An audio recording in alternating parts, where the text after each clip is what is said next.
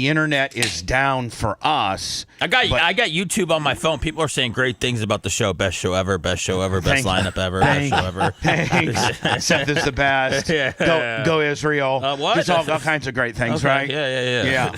Did you just so anyway?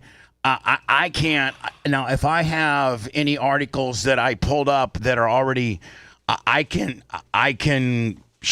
show these. But the minute that I go to reset it, or like if I was to go to play this, remember what's the guy's name? The African American. Denzel Washington. No. The guy. Ken Griffey Jr. No, the guy, the rapper, or the comedian? Drewski. Oh. Like there's a big article right now saying that the comedian Drewski is taking a bunch of heat for his whiteface Erica Kirk parody, and he's taking a bunch of crap for it. Myself, I don't. It all under the guise of like if you're a comedian or parody or satire or anything like that, hyperbole, entertainment, you should be able to do we should be able to wear blackface, but we can't. I do it. Well, no, you don't. Yes, I do. No, you don't. I've done it before in here, too. Well, you're not. Whoa. No, we're not. Whoa, Where's the file footage? Gene, Remember when I painted my face? No, Gene, you didn't do it. We don't have footage of it, and you didn't do it. No. Oh, okay. Are we trying to bury the past, Bubba? I don't know. Did it happen? I don't remember Gene in blackface, and Gene. Blackface has never Remember really when I been used to paint my face every week? That was more of a like. It was still black, solid black. You were being like. I was being like that. What's the rock group that paints their face? Kiss. Well, not Kiss. Slipknot? Slipknot. Well, they put masks on. Well, he was being like. Sarah. ICP. How about ICP? But Sarah was doing his makeup, and he would take like an hour to do it, and it looked like. I mean, it was like really good. So here comes Macho Man. Macho Man, is that what we're regulated on down to? Yeah. Right there. It looks like my kid's game. It looks it looks like an Xbox. I used that in the hotel room in Orlando. Yeah, the T-Mobile hotspot. Yeah. So Mach, are we like? Are we screwed? Like, what's going on, bud? I don't have an answer. He's got no answer because the guy Fluffy, our internet guy's not answering the phone.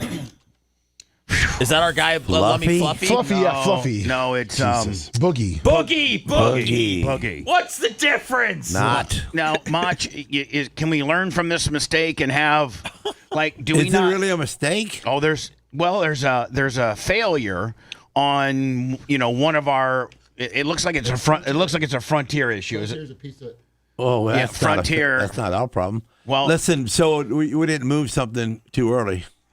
No, we haven't moved anything. This was when Macho Man, I bet when you went to reset it, it had a software update, and it's updating the software, and it's a real long. Is that what you're thinking? Maybe could have happened. No, they're not giving us our gateway, so something's going on with the account. There's something going on with the account because we're not getting our gateway. But hold on, Macho Man, I know that I don't owe him, and like I pay the bill. I know you pay the bill. I know the bill's paid, but they've done this to us before. For what? Like. Because we got a troll up there in there. Probably.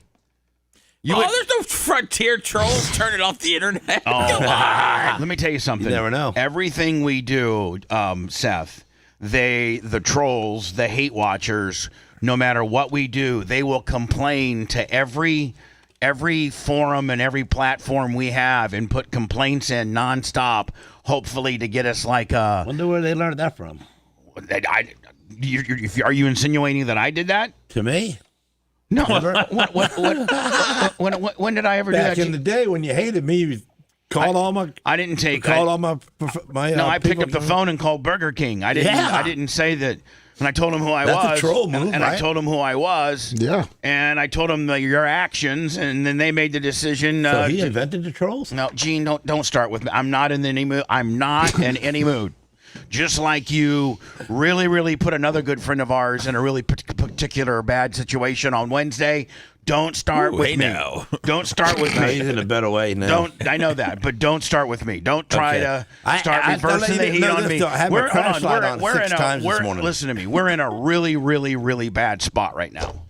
We got Macho Man freaked out. Our whole, I can't do any stories. I can't pull anything up. I can't even monitor whether we're on the air or not. So we're here, Mach, you need to get to my thing here. So I need you to be not corporate Gene Lasker, but supportive Gene Lasker, not ball busting, trying to call Bubba a troll because he got my Burger King thing pulled away back in 1996. I need supportive Gene Lasker. Okay. Now, what's your come up here and put your arm around him, Gene. No. All right, so what now? You have internet. I got internet from that deal. Yeah. Boom. Fantastic. How you know so much, Macho Man? He's smart. And take steroids. Now that's really going to send this over the edge. What'd I do? Well, I mean, when you're on steroids, sometimes you don't want to be known you're on steroids. I'm bleeding. What is your problem? Crap. What is your giant dude, man? But what is your problem today? I got to call your wife up. My God, Dude, I'm in a rent-a-car. It's like I'm in a rent-a-car. But it's like His listen, whole life's upside down. Your job I'm in is an F-150. Your bro. job is not to come in here and try to humiliate us. I'm not It's to make us better. Humiliate somebody? Yeah. How? Macho Man doesn't want to get that rap. Nobody Well, I wants that. do. I want some steroids and I want to get some arms. Well, You had steroids, but the prednisone, it made you puffy. yeah. Yeah, but I want a different Listen, type of one. I gotta go. Mama, I want let me the cherry flavor. Let me go to words. Yeah. So I can try to pull up, just so I can try to get things going, and have a word with Lasker. Do a reset. He needs to reset. You know what? We all need to reset. Man, This has been- I hit the crash light on my dashboard like 6 times getting here. I don't even know what that means. you What's mean a crash light? the pre-collision Yeah, warning? pre-collision. Warning. Warning. Big That's red. when you get too close to somebody and your dash. And you're weaving. Oh, yeah, I got that. That comes on a lot for me, too. That's fancy. The show's. I'm just saying collision. I tried hard to get here. Here's the thing, man. We didn't avoid the collision. We went right into the wall. Our airbags are out. Well, sometimes that's what you have to do. You have to just kind of face, the tough. Are we Dale Seniored it right now? Did you see semi-autoglass Travis $50 for Gene Lasker? Thanks, Travis. I mentioned I got glow, no horn today, buddy. I mentioned glow bug, did I not? Yeah. Yes, you All did. right. So let's do a timeout. Let's go to words, and let me see if I can start pulling up the show. I can monitor the show. These various things I want to talk about. We're literally the entire show is running on this piece of equipment. On that little white box. But you should see that everybody in YouTube, Bubba, you're doing great. This is amazing radio. You can do it without internet. Old school Bubba at his finest. You're the man. all this. They're going crazy. That's great, and we will do. There might be a tad of that today, ladies and gentlemen. A tad. I gotta get Sounds great, Lasker. John. I gotta get Lasker situated first. He comes in and just complete asshole. Well, he's in an F-150. It's his life's I upside am, down. man. I'm in a rental car. That's terrible.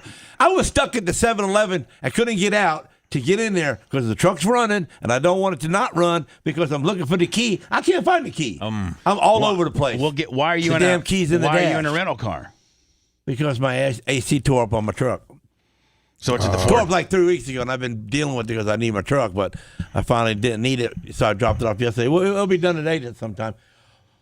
But I've been all my life without a keyless entry, I got the key, so I'm looking down for the key, and there's no key down here, and I thought I dropped it on the floor. So I'm looking on the floor and bending over. Thank God Sorry, I'm a ass. little bit skinnier now, so I can reach the floorboard. And I'm trying all over. I'm looking behind the gas pedal and everything. I finally go, I can't shut this truck off because maybe it won't start. Maybe I left the key home. Maybe I got in and left the key home. Man, let me look at all this stuff, all off that little box, all off that little box. It all pulls right up. So we'll make sure I think Merch Crick had that box, and she's upstairs in Merchville and packing stuff too for our big move.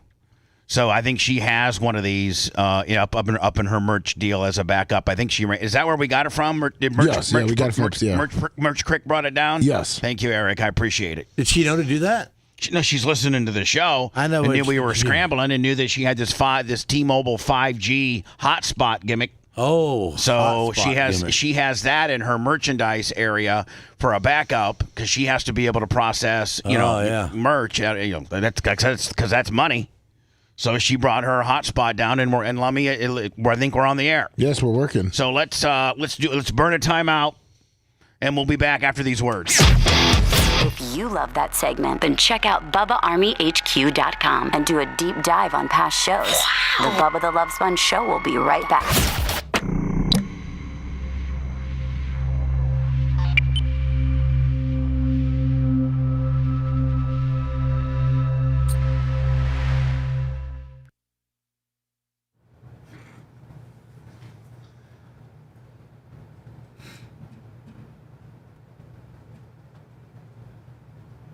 So we won't have internet, right? Let me just hooked up to Bubba's computer.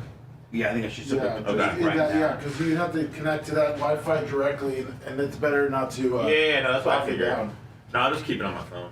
Yeah, that's what I was doing. I was monitoring chat, but I mean, you unbelievably reading exactly how it was going was.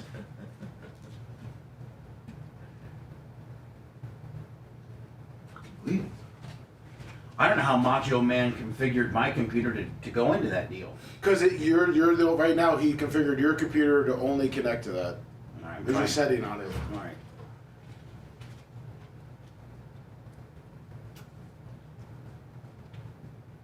Gene, quit being a dick.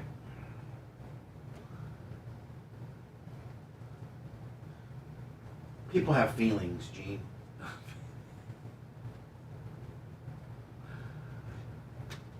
I found the most badass picture today I was going to show you. But you can't pull it up now. No, you need to come here. I'm going to show it to you. Come here. This is fucking really good. First of all, it shows you, this picture shows a couple things. One, how good East Bay used to be. I'm not showing it to you right now. How? Two, how good, now hold on, you're getting a little close. Two, how good you had my car set up, because I'm wide the fuck open, and you can see the smoke coming off I had my your tires. car set a lot. Hold on, and then Lot of time. three, how much local racing has died down, because this was just a Saturday night show at East Bay. We killed it. And we look left. at the crowd. Look at the crowd. Look at the crowd. Holy shit. And that was We hot, had standing room only. that was Remember? hot laps. And then look at the smoke coming off my fucking rear tires, because I'm just straight fucking going to the high side, not bottom feeding, right in the middle, and Yeah. yacked Get up, off that top. Get yacked off that up, top. fucking tires fucking jacked, fucking on it, and then look at the attitude of the car, how nice the car fucking Dead nuts flat. yeah, and then look at that crowd. All the way to the That pit was side. that's either a heat or hot laps. That's fucking hot laps. Yeah, that's hot laps. Sun ain't even down. I got another picture of me taking the fucking checker over Kenny Adams in a heat. He was so We mad. cheered for that, didn't we? I mean, I was climbing the fence watching you He do was that. so mad. I started in the pole he and he was started mad. third, and he couldn't get by me. He stuck on you like glue in the last two laps, though. I know. I remember. You bobbled, he got you. Wasn't that a good picture though? Yes, it is a good picture. See, people Remember don't we know, had that big people 98 don't know rock? what to look at. Look at that right front down on the ground. Oh, where I you're getting know. all four bites. Oh, I know. Look at that 98 Rock logo. Remember they used to give us 10 grand? Yeah.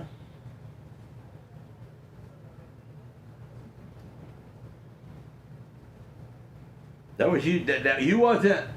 We wasn't long together then. No, we just started. Yeah. We just started. Just started. That's a That- badass car, though. that was a it pretty won car. two. It won two features before Yeah. I gave it to you. It was a pretty car. There's a lot of handsome men up here Was right it a now. Shani? It was a Shani, wasn't it? With what? Shani. You just Shani. Yeah. Help us out. PayPal, Venmo, Cash App. That was back when Shani wasn't making no more because him and Wolfwell split up, and he only made me two of them over the winter time. He finished two that wasn't finished for me. Sam wasn't happy. No, 40 Bottoms wasn't happy as well. They were supposed to get them cars.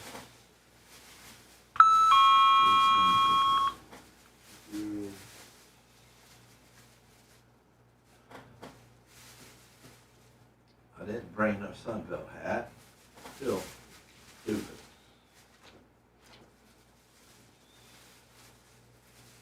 Oh, I gotta get a hat. I got for you. Man, and I seen my phone this morning, and I didn't text you Kurt Morgan's number. It's alright. Today's cool. I looked at that. Oh shit! I forgot to give him that number. I gotta get a hold of one of. Lummy, we need to get a hold of Opie and Lauren. Yeah. From Morgan because they got a portal. Yeah, I know. That's one thing I was gonna talk to him about. I don't understand it. Because they've sent me an email, so I was gonna talk to him about it. Tell him to call in.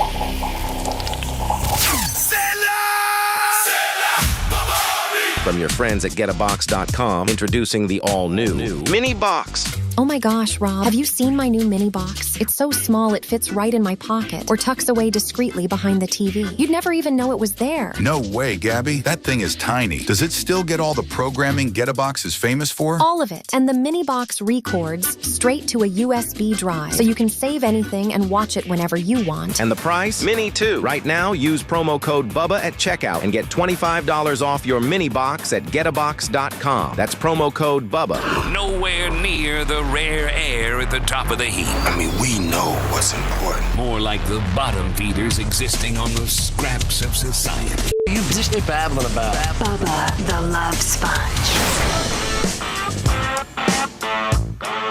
Macho Man, I don't know if your microphone's up or not, but thank you for, I know that you're absolutely scrambling around, pissed off.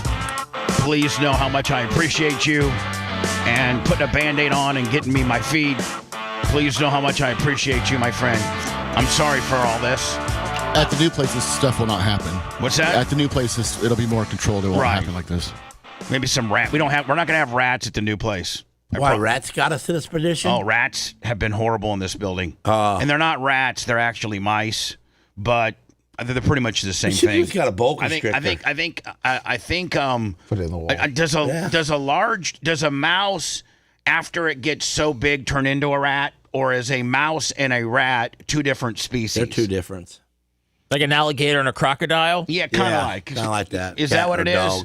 They come from the varmint word. I don't know, but vermin? Yeah, whatever. I don't know. I just know that we've been fighting mice and rats.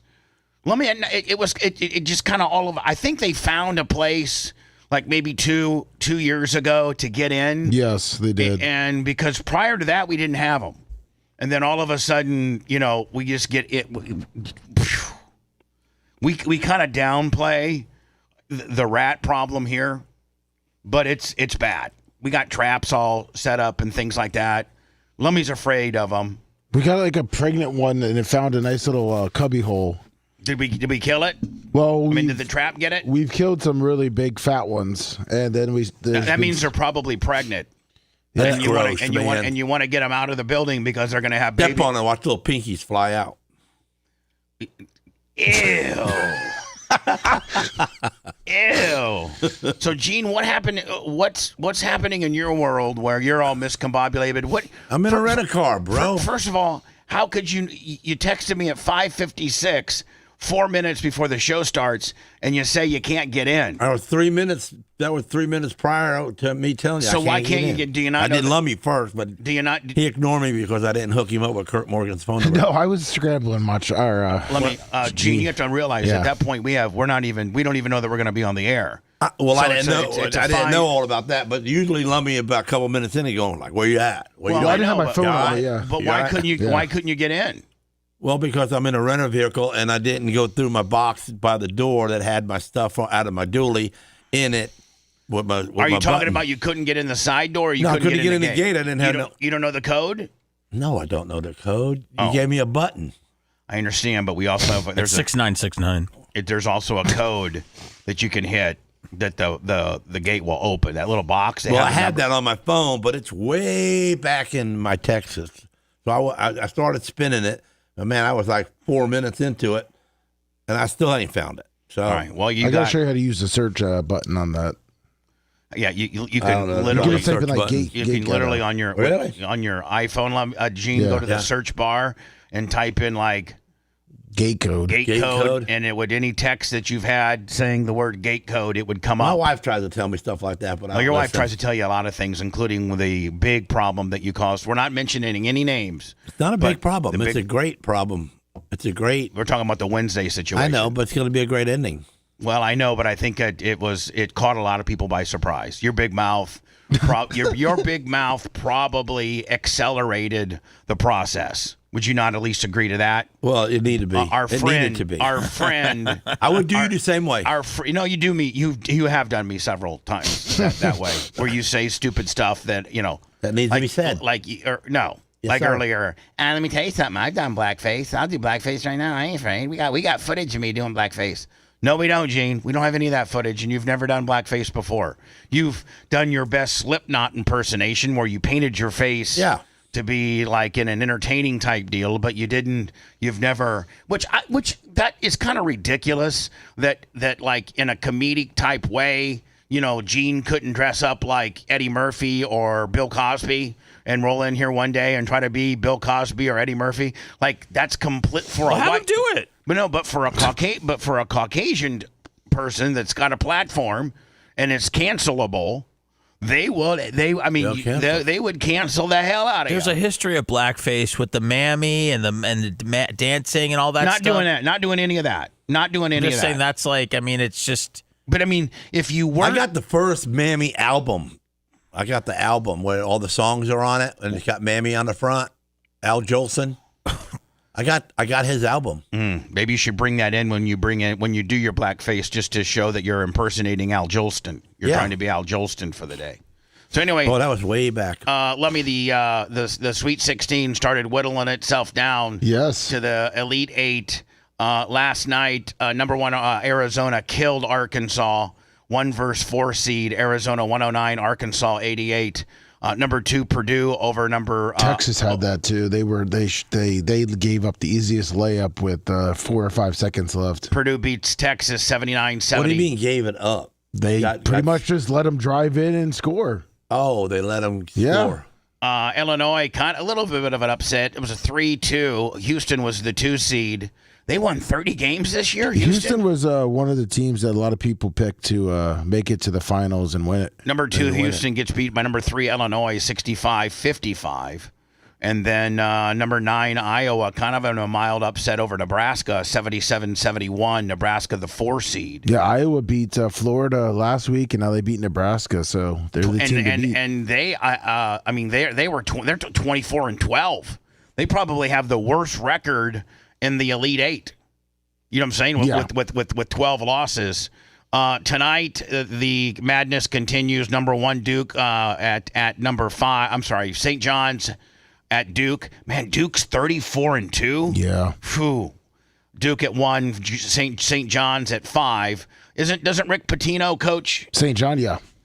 Didn't Pitino get kind of thrown out of Louisville and Kentucky on some type of co-ed scandal or something? I think he left Kentucky. I think Louisville, he was banging an assistant or No. Yeah, at Louisville, he was banging a waitress at a restaurant on a table. So what's wrong with that? Late night. He was married at the time. But that's between him and his wife. I think he tried to pay some hush money. It's kind of unbecoming behavior of a leader of men. That's right. It's unbecoming. I don't want to watch that.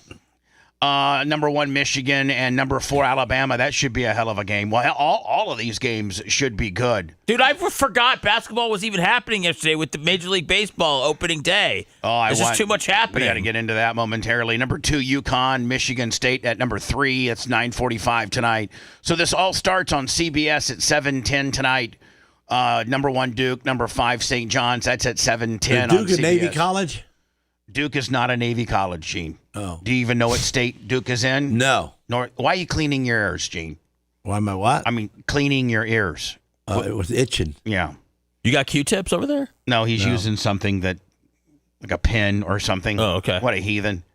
Then at TBS and True TV, number 1, Michigan at number 4, Alabama. That's 7:35. So those 2 games will be going on about the same time. Gene, Dr. Dan went to Duke. Yeah, Dr. Dan. Duke is in North Carolina. Oh, what is that? So what?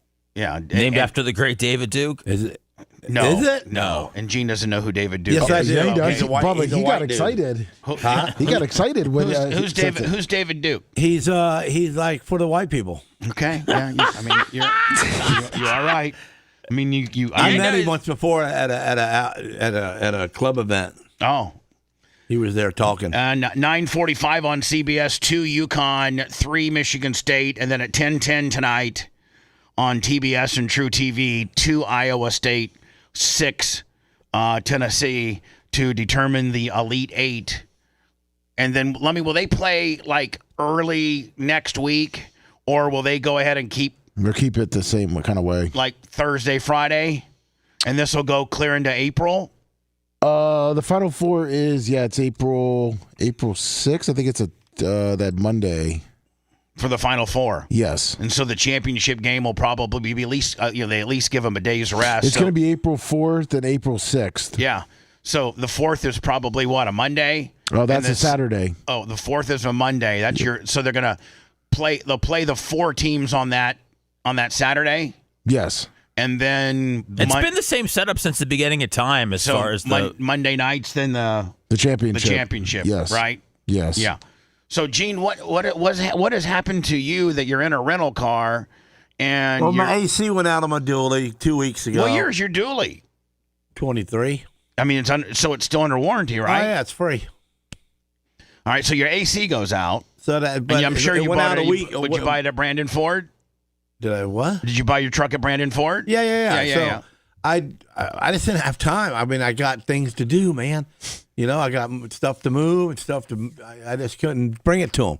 Anyway, it was nice and cool out last week, remember? So it didn't really hurt my feelings much. Now that it's hot, I really got to get it fixed quickly.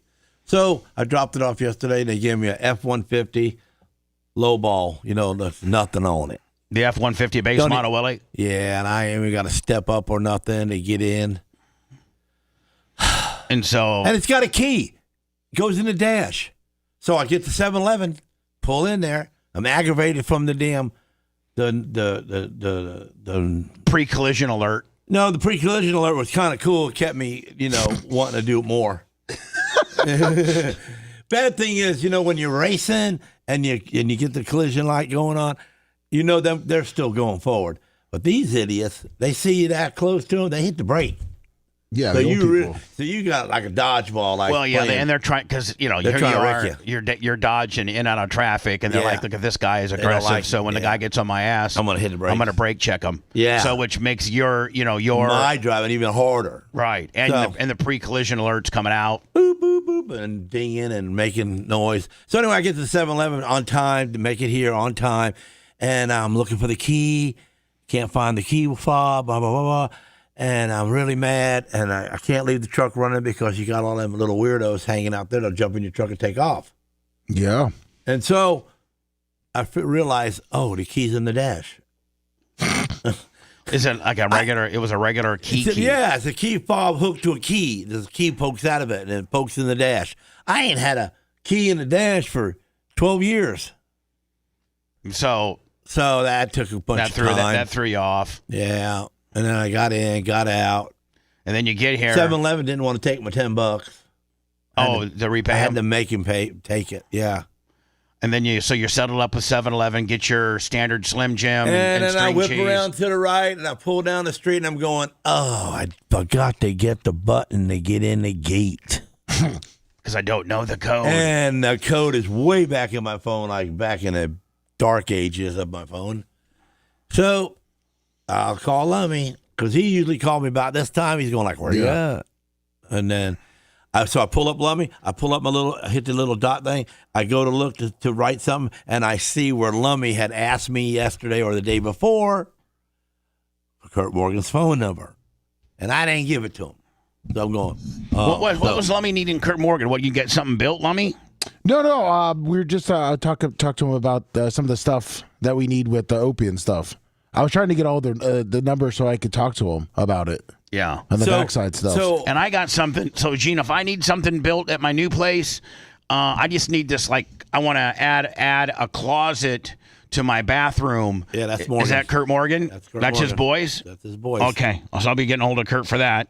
So, Lummy, you needed to get a hold of him with that, to build that Bubba Army portal gimmick? Yeah. Yeah, okay. Kurt, realize that Kurt Morgan is such a slinging D that he really doesn't have a lot to do with the day-to-day operations. He's out race carring, and he's out. He literally could be. He watches his place like you watch yours. I know, but literally he could be in Arizona right now for open wheel gone wild. Right. But he doesn't know how many locations he's got now. He's making time for himself in this part of his life, yeah. Well, no, he told me before too. He said, if there's anything I need, just reach out to him. He'll make sure to help us out. He'll direct you to the right people. Yeah, exactly. Oh, I think Opie and Lauren run the majority of the whole place. Yeah. I think, and Opie's his son. Yeah, correct? I think Opie. Yeah, and I've met Opie a bunch. Right. So, Gene, you go to get your stuff at 7-Eleven. You go back to pay Gino his $10, then he lent it to you. And he kept sliding it back. I said, listen, man, I got to go. Take your money. No, don't worry about it. I figured one of you guys paid him for me or something. No, we didn't. Okay. He's just a good guy. And so he's being a good guy. So I said, listen, I borrowed money. I pay it back. Got me? Oh, yeah. Takes that fist pump. I'm out the door. And then I hit the gate, and I got stabbed in the back again. Well, meaning you didn't have your gate. I didn't have no code, man. I didn't have no way to get in, and Lummy's mad at me, so he don't answer the phone. When do you get your big truck back? Today or tomorrow. Well, it can't be tomorrow. You got a big moving day tomorrow, buddy. Right. But Lummy, what time's everybody supposed to get here? 9, 10? 9, if it's good with you. Yeah, 9. Yeah, and we got a big dump trailer courtesy of Aaron. I thought that was going to be here today. The dump trailer's here already. Okay, they got here yesterday. Where did you put it? Right. It's right back in neck. Here. Right here? Yeah. And I didn't see it? Yeah, it's how stupid that's right. you are. It's big and blue. Listen, and by the way, let me tell you something. Hold on. I know you appreciate cool stuff like, heavy equipment Let and me whatever. through the front door, so Listen I to never me. got to see the side. Listen to me. You should see during a break, because I know you appreciate like Featherlight and Dovetail trailers, and you appreciate a nice trailer. Yeah. You should see this dump trailer, man. Man, nice. I need something like that. Oh, man. Everybody can use a good What dump do you trailer. need a dump trailer for? Well, I need a dump trailer to move material at the track when I got some material okay. out back. I don't can think put about the track on you you. can put about 3-4 yards in a really nice heavy duty, really beefy You got hydraulic. forklifts for your tractor, right? Like a forklift extension for the front? Yeah. I mean, that's not going to do. That's not going to move any dirt. No, that's not going to move. stuff. That's not going to move any material. So Gene's here. We're thank God for our little 5G T-Mobile hotspot, Lummy, to keep me up. Yes, thank you. And Greg D, $20. Is it Frontier that's being the dicks, Lummy? Yes, it is. Do we need to call him out? Y'all shut that little white box off. No, that's T-Mobile. Oh, yeah, I think we got. Listen, thank you, T-Mobile. So you got a backup. So we got Spectrum that actually. We got all three of them. We got Spectrum, Frontier, and T-Mobile in this building. Yeah. This story here. This woman, I think, Lummy, she was on a suspended driver's license or no driving privileges, and she has a court date. Well, no. She's not on any of that. It's something about her in a dispute over money with I think a neighbor or something. But you're not supposed to be driving while on Zoom, especially in a court. Right. And man, like.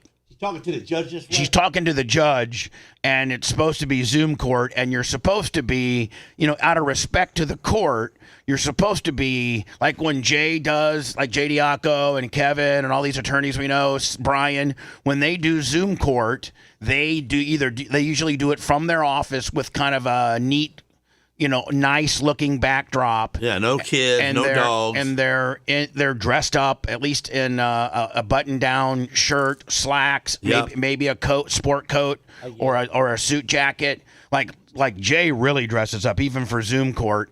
And it's, at the end of the day, the judge, he takes all that in. You're being respectful to the court.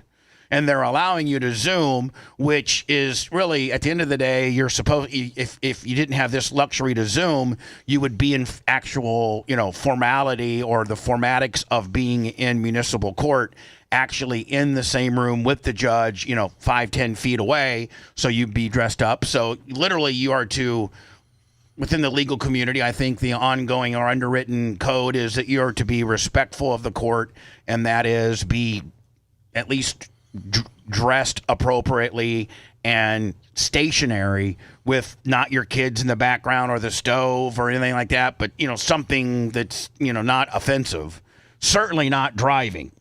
And I think the worst thing you can do, Jane, you've been in front of a judge. I think the best thing when you get in front of a judge is you need to realize the judge is all about, he's all about formatics. He's all about respect to the court and himself or her. Even though they don't deserve it. And even though you may, feel like you got hemmed up on some nonsense, the less you say and the more respectful you are, the better it's going to go. Yes, sir. Because they got kind of a predetermined motion as to where they're going with your case. You're in their sandbox now. Yeah, you're in their sandbox. So you have to play by their rules. Yes, sir. And the worst thing you can do is when they catch you in a lie. Whew, I think they can throw you in jail if you lie. I think at that point you're in contempt, and they can throw you right in jail. So watch this bitch. You cannot be driving, ma'am. What are you doing? Come on. I'm not driving. By the way, hold on. You can, as she says that she's not driving, you can see the trees and stuff. As she's driving by, if you look out her back window, the car's bumping up and down. You can see that she's clearly moving. She could be on a ride at Universal Studios sometimes. You don't know what's going on with the background. Like the Simpsons gimmick. I am not driving. You know what, Seth? Out of all the rides at Universal, like Fire and Ice and all the roller coasters and stuff when I was younger, when I would ride that stuff, the only thing... And I do a corkscrew and a bag, all the really violent roller coasters. None of those made me sick. The only thing that made me sick was that Simpsons ride, and you never really go anywhere, just the scenery around you. Well, it jostles you around, and then you're staring at a screen. It's right. A 3D effect. That made me sick. I hate that. It makes me... Listen, I can get on a roller coaster, do 14 corkscrews, go backwards, up and down. But when you sit in the Simpsons ride, and you're just in this little... like 4 to 6 passenger. Quit talking about it. You're making me sick. Bathtub, and then they have this wraparound screen around you, and this bathtub's on hydraulics. It's like that made me sick. I got sick when the Minion ride. I don't even know the Minion ride. What do they do on that? I never heard of the Minion ride. Yeah, the Minion ride is at it's a lot like the Disney. Is it like the Simpsons ride where you're like the Simpsons ride? You really don't go nowhere, and you fall around and like you jump into a room and you smash all the minions, and I don't know. It's just the Minion ride really made me sick. I don't think this lady thought she was on Zoom or something. Oh, I know. What did she think she was on? She knew exactly what she was doing. Here we go. Driving, ma'am. What are you doing? Come on. I'm not driving. I'm a passenger in a car. She's looking at the rear view mirror. And she starts with that, and now the judge starts picking it apart, saying, well, the seatbelt is affixed to the right side of the car, which is the driver's. The wrong way. So, listen, bitch. You're still not, I'm not hearing cases with people driving or as passengers in cars. Okay, I will pull over right now. Jordan, I will pull over. Yeah. So, lie number one. Lie number one. Else and doing these on boats and stuff in the summer. I don't know.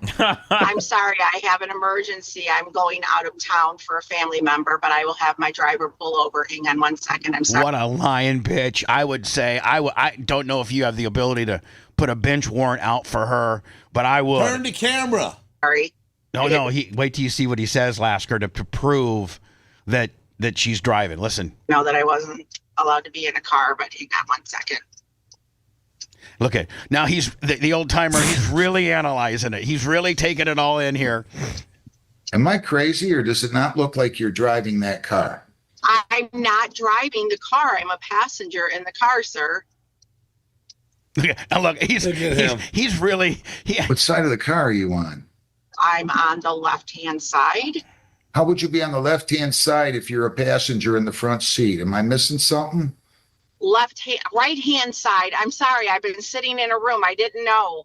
And look, she's looking for oncoming traffic. I've been sitting in a room. I didn't know. Sitting in a room. Taliban got you hostage?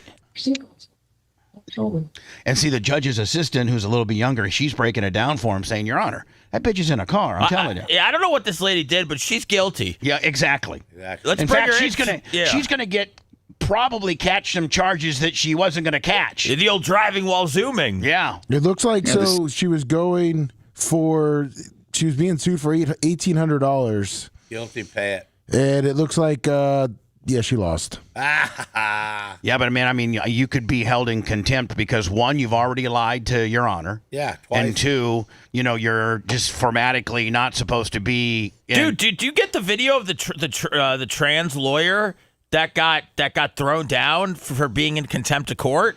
No. Oh man, speaking of contempt of court, can man. Can you have? I guess you guys aren't on the internet. We can't send it to you. I'll have to look it up during the commercials. Seatbelts coming off of the driver's side.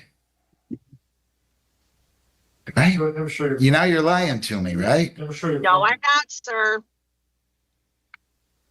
Never show you the driver. Let me see the driver. Oh, see, no. Now, this is where it starts to get, Uh-oh. Let me see the drive. So if you're not driving, let me see, just quickly, give me a little glimpse of the driver. Look at her. See her eyes? Uh-oh. Row. Let me see the driver. Hang on 1 second. Now. I have to ask their permission. Now. Oh, my God. Now, see, in today's generation, they don't listen. They just do what they want, and hopefully that you'll... Bubba, she's from your generation. Yeah, she's what are you old. talking about? I'm sorry. It's a dusty lady. Thank you. Dusty I'm glad I'm Dusty. Thank you. I guarantee. Hi, I'm Bubba Dusty. I guarantee you this bitch is in her young 40s. You think this No chick, way. This lady's in her 50s or Bubba, 60s. what do you think? This chick's 19 with forgot to put on makeup? I don't know. Oh, you're not in the you weren't in the driver's side. You think I'm that stupid? Yes. I'm going to go ahead. Yeah, Seth, I agree with her age. She's an old bag. Thank you. Thank you for the redirection. Yeah, that's why Thank I don't you. think she knew that she was on video. I think she thought it was just Seth talking. was right. She's an old dusty ass bag. Yeah. Who's guilty? Default judgment. Our paperwork says that we can't have. Nice picture of an earring with an ear. That they can't drive. Does it not, Jennifer? Yes, it does, Your Honor. I'm sorry, Your Honor. I took a breath in and started choking. Well, I missed. I took a breath and started choking. What did I miss? Does our paperwork not tell people that they can't be in a car? I don't know, Your Honor. I'd have to look at it again. I haven't looked at it in a while. Looking at it does not say that I cannot be in a car. I'm entering a default judgment. You lied to me. Judgment 1921-85. Send me your counsel and put in there defendant was not available at the time and then was driving a car and telling the court she was not. I'm entering a default judgment. Have a great day. Thank you. So let me basically default judgment means you lose. You had no argument. You lose. Pay the money, right? Yes. Pay the money, and nice knowing you. Do you have to pass the bar to be a judge? Yes. Oh yeah. Because being a judge is looking pretty cool. I think I made the wrong career. In most states, you have to be an attorney in order to be. Now there are some states that don't require you to have to be an attorney. You can literally just be a judge. Well, just be a judge. Wear the robe, get a gavel, and you're in. Well, you got to win the election. Yeah. So you go out in campaigns. Kushner for judge. And in this small little sleepy town or wherever you and Phoebe and Sammy would settle up, you have to look at the rules to see, you don't have to be a lawyer. You just got to be an expert on sports cards.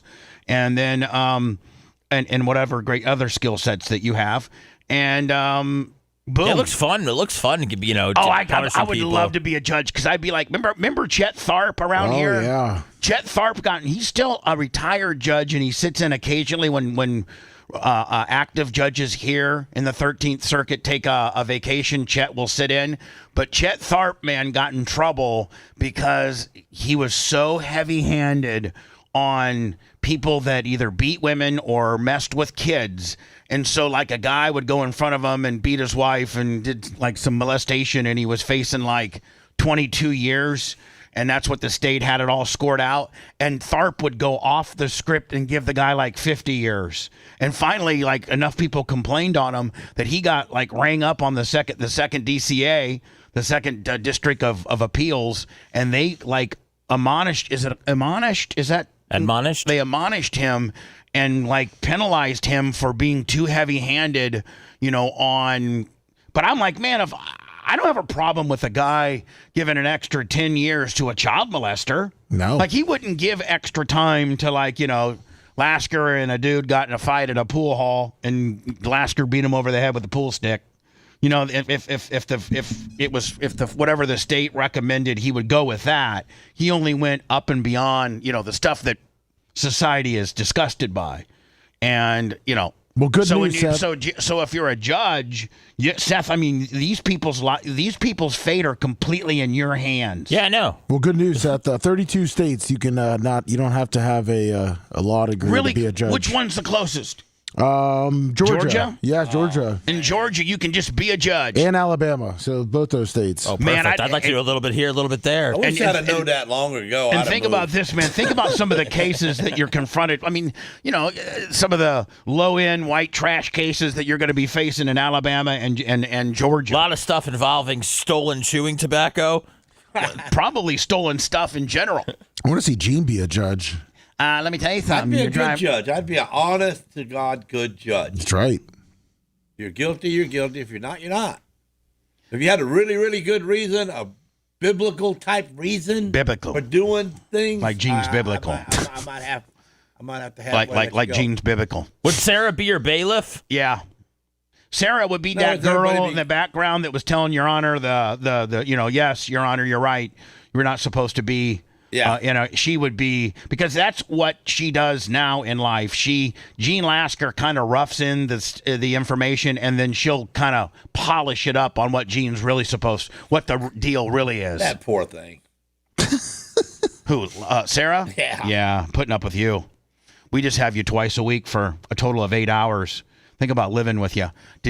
And you said that she, after Wednesdays, after you showed your ass on Wednesday, that she put you on restriction.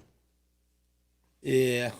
Was she when you got home? Like that last night. When you got what? Didn't feel like restriction last night when we went crazy, did it? Now. Man, you're up in them guts, Lasker. So you know what? You know what I started watching, and I'm sure that I'm very late to it. What? Because it's been around. I think there might be 3 or 4 seasons, and it's on Netflix. Love on the Spectrum. Oh yeah, it's been around. Yeah, it's where autistic people and people with Asperger's start dating each other. Yeah, I think it's in season 4 now. Oh my God, it is so funny. Are they exploiting that? Is that what they're doing? No, I mean these people that are legitimately on the spectrum of autism. And these people that legitimately are on the spectrum with regards to Asperger's. Is it supposed to be a funny show? It's not. It's funny. It's funny. Right. But they're funny. They're funny. And they're so honest. People that are really, really autistic and really, really on the spectrum, they don't have a big filter. Like they don't have a society filter. So they just say it like it is. They don't care. And, the average person can't deal with that. And then, they can't, a person that's really, really on the spectrum with Asperger's or autism really can't date a normal person that doesn't suffer from, so they have to kind of stay in their lane with regards to dating. Why? Because other people understand that people that with their condition act like they do, and they have a better they have to kind of stick. You got to stick with your own. Like a regular person that didn't have full blown. You can't find anything. I was gonna say I was gonna play a trailer of Love. Is it called Love on the Spectrum? Yeah, Love on the Spectrum. Yep. So if you wanted to do season 1 or whatever, or the trailer. Yeah, the trailer should. There's this one guy. He has all blonde hair, and I forget. He's from Boston, Massachusetts. They have like eight singles. I'm on season 1, like episode 3. Oh, okay. Right now. And this one guy from Boston, and by the way, they all pretty much, most of them still live with their parents, and they're like 30, 31, and their parents have to, get them all hyped up and, keep them on the right path in life. So having a kid or having an adult. Is the blonde guy you're talking about James? No. Does he have long hair? Yes. Yeah, James. Yeah, his name is James. Oh, yeah. my Who's getting God. the payday on these guys? Oh, they are. Yeah, I'm sure that Netflix is exploiting them and not paying them near like they would a regular, like what Jason Bateman would get or something like that. Yeah, no, it looks like they don't get that much per episode. So I think Gene, that the series does really, really well. But I don't think that Netflix pays them near what they would pay a normal body actor. So they don't get a normal. They don't get paid a salary or a per episode fee. They just get like a flat compensation for covering their costs, their dates, their meal, their transportation, and counseling. So there's this one girl, and she's kind of Asian, and she's like the hottest one on there, but she's really aggressive. And so she goes out with this one dude, and she halfway in she likes this guy. This guy's really, and he's on the spectrum too. And they go out for their very first date, and she just goes, I know this is really fast, but I'm in love with you. You're the one. You're the perfect one. I'm in love with you. And he goes, whoa. And he has to step outside the restaurant and take a time out. Even him being fully autistic and on the spectrum knows that this chick's crazy. So then they go for their first kiss, and they really don't know how to kiss. And they don't know how to kiss. And so then she goes home and tells her parents that she's in love and that this is the one. And they're like, listen, you got to hit the brakes a little bit. You can't, after 2 hours into your very first date, already be in love, and this is the one. So then she has to go back and tell the guy that they need to slow it down a little bit. And he can't understand because, she gave him a pretty big kiss on the first date. He wants, when a guy gets when a guy, even us normal thinking people, even us, when you give, on the first date, if we get a full-blown makeout, back when we were in high school and stuff, because these kids have high school mentalities. Yep. And so when you get a really big makeout on your first date, I mean, you're thinking, as a guy, probably get some ass. Well, she has to kind of back it down a little bit and tell the date that that probably wasn't appropriate. But she ends up making out with him on the second date too. She really is just so into him. And then this other couple goes to the zoo, Lummy, and they're both into gorillas. What time of night is this on? It's on Netflix. So you just watch it whenever you want to watch it? Yeah, I mean, you can watch it just on demand. When I go to, I'm going to go to Word. I'm going to research. When I go to Words, I'm going to Google Love on the Spectrum Netflix trailer. Yeah, they have a trailer. You can watch it. Yeah. Did you see this? They got 3 teachers. They're horny. And all of them, I mean, I think we're not trying to be one. I mean, I think we can all agree that they're all pretty damn hot. Yeah. Now, the perverse reasons female teachers are having sex with students. So is this just one, or is this 3? Well, the story is about one, but the video is about why, because they're trying to do a study on why female teachers are having sex with their students now. So this is different teachers over different cases, but this particular story is just about this girl in Washington Township, New Jersey. Yeah, this one, with the middle schooler. And thank God for the great radio station, New Jersey 1015. They're the one that reported it. Yeah. Ashley Fisher, 36, taught social studies for Orchid Valley Middle School in Washington Township, New Jersey. From 2014 to 2023, New Jersey 101.5 reported. The purported victim, not an adult, alleged that the pair had a sexual relationship when he was a pupil at 2021. The former student, however, didn't report it to the police until early 20. So he waited 5 years to report it to the police? Jeez. Somebody's paying him. What do you mean, somebody's paying him? I don't know. Somebody must be giving him some money. The former student, he told authorities that they had sex with Fisher multiple times. Now, which one of these 3? Scroll down a little bit. You'll see her right there. Oh, right there. Yeah. I mean, that's Merch Creek all day. It's not the Merch Creek. She's never been a teacher, and I don't think would have sex with her students. Hey, just means photo. She looks hot. My God, she's very attractive. Why would you have to go out with a kid? Yeah, middle schooler. Why couldn't you at least? Kids are going to get on there and ravish it. Yeah, like 14. They're going to get it on. Where were these teachers when I was in school? Yeah. Mrs. Browning, she was there. We'll get to this next. If you want 24/7 on-demand Bubba and the crew, go to BubbaArmyHQ.com. Right now. The Bubba the Love Sponge Show will be back after this.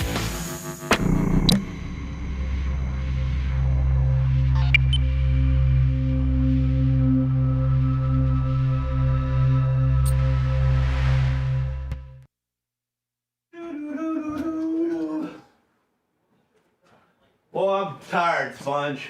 Me too, buddy. You don't understand how fucking... Do this for 40 years, brother. I know, but I ain't been doing it long enough to get used to it. I know.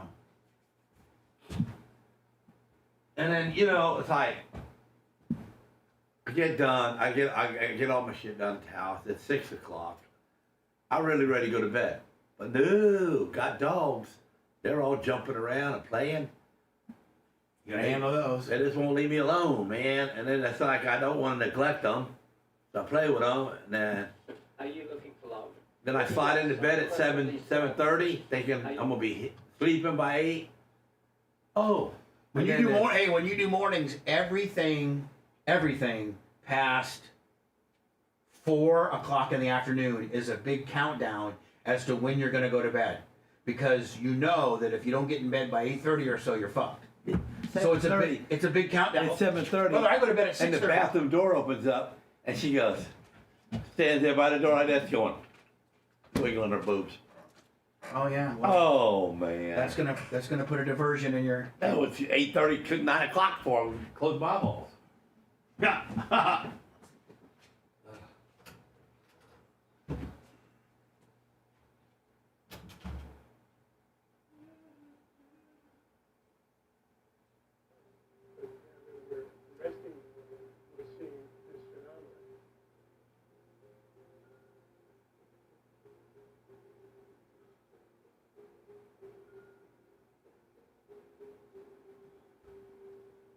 These are women who are married. These are women who are dating. These are women who have children.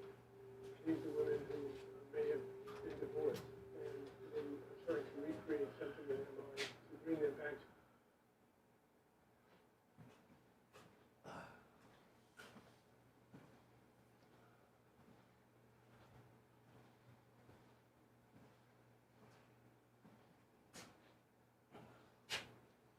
Thank God for this backup fucking internet box.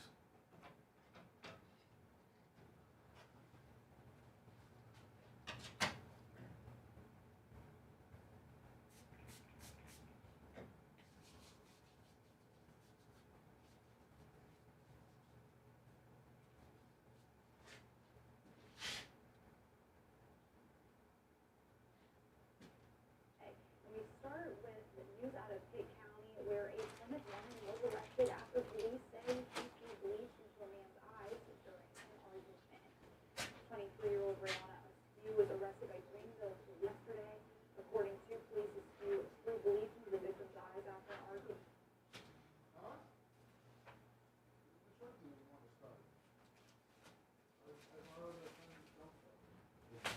Yeah. All right.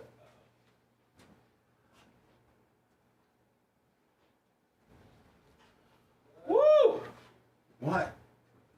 Nothing. Just letting out a little little celebratory Friday. positive woo. Whew.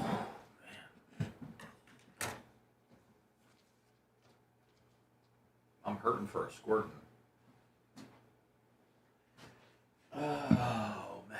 Was the White Sox game in Chicago? No, they played in Milwaukee. Thank God. Milwaukee's good this year, though, aren't they? They've been good for a while.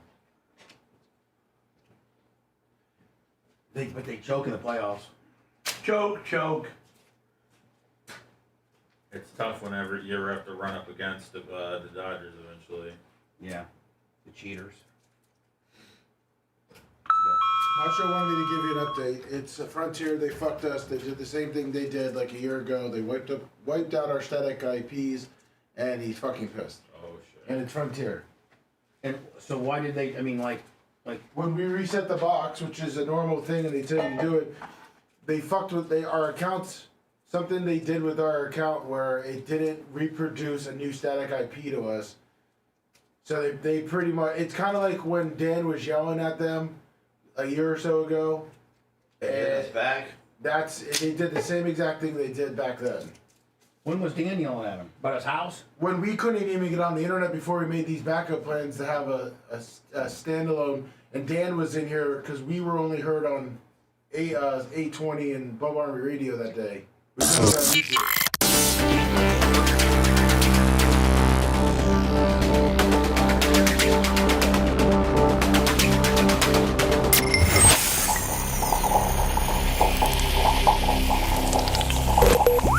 It's quite painful to listen. Children love Bubba the Love Sponge. the perfect combination of entertainment and education. Yes, it's quite painful to listen until the medication kicks in. Back to the Bubba the Love Sponge Show.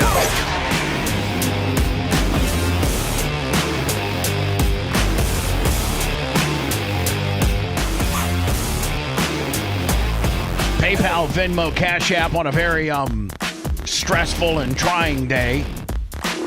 As we're having, by the way, Frontier, you can suck my D. Yeah.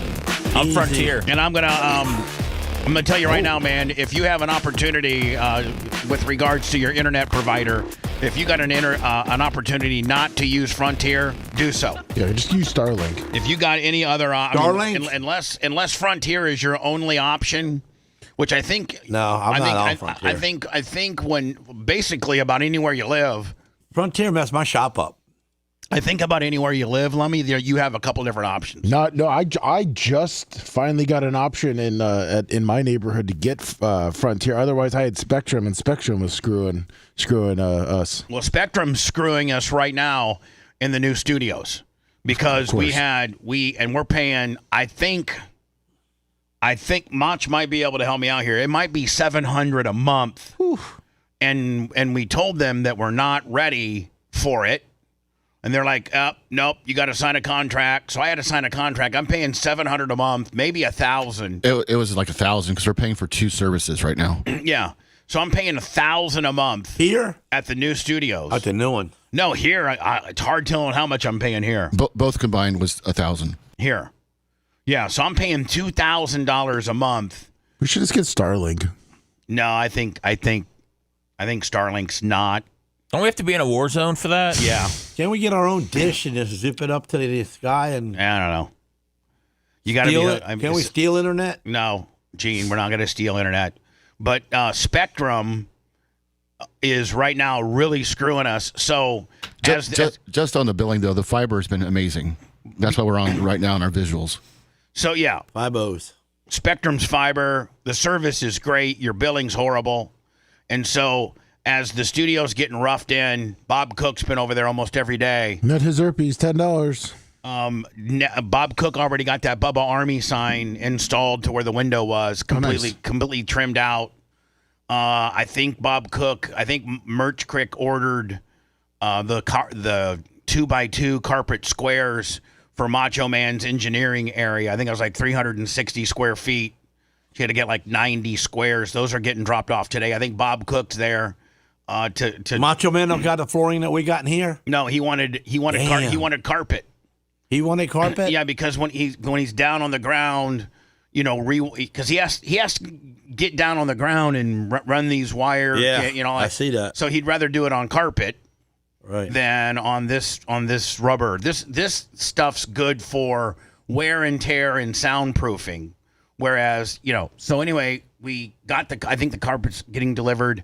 Well, where Spectrum brought in our service to the new studios, it needs to be moved. It needs to be moved literally just around a wall, like literally, Lummy, from me to Seth. Oh. Okay, so they got the service coming into the new studios at this one part, and Macho needs it moved just about maybe 4 foot. And they're trying to charge me $1,500. Now, I'm already paying them $1,000 a month for service I'm not even using. I got this box on the wall. It looks all fancy and stuff. And then I got another box on the wall. I think our internet, I think Macho Man will validate that our internet and our new studios is going to be far better because he's going to be the one that did it from day one. Macho Man inherited a lot of this mess. And so, Macho, I mean, it's got to be kind of cool as an engineer to be able to build a studio. You built it. So he's going to know right where the problem's at when something happens. He's going to build it the right way. Well, right now it's like I don't have a schematic for the building. Right. For anything. So I'm just having to find wires and troubleshoot and use detectors You and didn't stuff. This was originally built by... The spaghetti pit behind me, you got to dial yourself in and run a wire? He knows where everything goes and everything is, but he didn't wire it and he didn't install it. I can't believe Thomas C. Cox, Lummy, the original engineer, did... now, Macho Man, if you look at the punch block and some of the stuff that you engineers look at, did Thomas C. Cox do a good job with all that? Yes, everything like that's labeled correctly, yes. That makes life easier. Otherwise, I wouldn't be able to find anything. Right. It just takes more time because I wasn't here in the original install to see where everything was routed through. So Macho Man inherited, I think it was Thomas C. Cox. Then who was after Thomas C. Cox? Was it Fivehead? Yes, yeah. Was he the engineer too? Yeah. And then it went to Blitz. Did it go to Blitz after that, or was there somebody in between Fivehead? For an engineer, no, there was no one like that was a dedicated engineer. So yeah, then it went to Blitz. Yeah, and Blitz did the minimal, the minimal work and the maximum stealing, and then Macho Man came in. Now Macho is our infrastructure a mess? And you can be honest. I mean, did you inherit an absolute rat's nest mess? No, I mean, the biggest problem we had was there was some construction done afterwards where the wires are routed through the track. It got covered. So there's no access to that. So anything new we had to do, we had to go through the concrete wall and punch holes through walls. Unbelievable. Yeah. So the new place is completely your world. And it's going to be a lot simpler, too. I wish Macho Man could have worked with Dave Rice. Oh, my God. Dave Rice was great one. Dave Rice was. What happened to him? He, it was when we were at the old building on Lemon Street. We were still on Sirius XM, still slinging D, still with Cox, still doing good on top of our game. And his daughter got to be about Sammy's age. And he lived in Palm Harbor, and Dave and his wife were just really great, organic, simple. And I don't mean simple in a bad way, but I mean just really salt of the earth, good people. And he thought that his daughters, without putting her in a private school, that the public school system and just the people, the white trash around here was just not a good influence for his daughter to grow up on, and he loved Vermont. Oh, yeah, you can't not love Vermont. I mean, he loved Vermont and the wilderness and just the wholesomeness and just the whole... What a good parent. And so he's sold his house. He was always... Listen, I mean, he was making like a $1.80 with me back in the high, and Dave saved every dollar that he ever made. So he had none of us, me, Brent, Spice, man, we didn't save any money. We were making a lot of money and spending a lot of money. He was responsible. Very responsible. And he came to me one day. By the way, he's the one that did he's the one that wired up the old studio and everything was great. And he came to me and he said, hey, listen, this is one of the toughest decisions I've ever had to make just because I have so much admiration for you. I was really good to Dave Rice. I mean, because he was just such an unbelievable engineer. You're always good to people you need. I put Macho up there. Dave Rice and Macho are right there. Of the two best engineers. What I've seen with Dave Rice, he was detail oriented, and that's how Macho is. Well, he worked himself to death. Oh yeah, he's dead. Well, no, but Dave wouldn't ask. I'd be like, Dave, let me get you an assistant. Nope. Dave would stay. We'd all be out of there. When we were just doing mornings, we'd be out of there by 11:30. Dave would be there till on a Friday till 5:30 because he had some kind of issue or something like that. He never wanted any help, and he literally worked himself to death. Well, you got to also understand when we would take the show on the road, he had a complete mobile broadcast. You had road cases, and when we would do a Bubba Palooza, we would have to bring our own sound and our own we'd use their PA and their he'd have a prerequisite. He'd talk to the venue as to what their back end was as far as PA and lighting and monitors and but he had to have all the visuals and he had to build all of that stuff, and he was just such a good dude. And he came to me one day and was like, listen, my wife and I want to move out of Florida. We sold our house, put our house up for sale.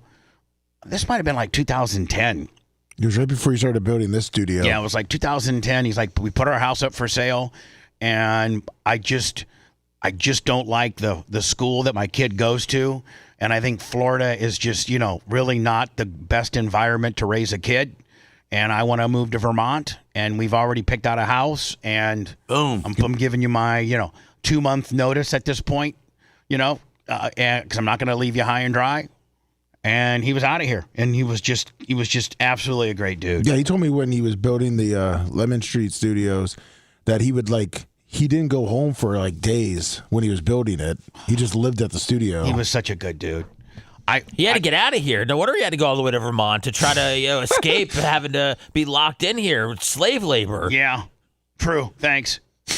So, Gene, I'm telling you, you and Sarah might like this. This is, I'm going to play the trailer. Yeah. Now, I'm on season 1 on Love on the Spectrum, and I know that I'm way behind, and maybe. Do you know they say a lot of people that have connections with this show are on the spectrum themselves? You saying that I'm? What does that mean? Merch Crick actually asked me, "Do you think that you're on the spectrum?" And I'm like, "No, I'm just a regular dude." And she's like, "Well, you're really not." But I'm like, "Well, I don't think I'm on the spectrum." Maybe a little bit. Yeah, I don't know. I don't know if you have autism, but I would definitely say that there's something there. I got something. I think that something. You got earism. I thought. Yes, you got an ism. I think something could be explained if you saw a professional. I got an ism. We just got to figure out what type of ism. I might even have multiple isms, but I don't think it's Asperger's or autism. Do you, Seth? I mean, Well, why not? I'll act like a doctor.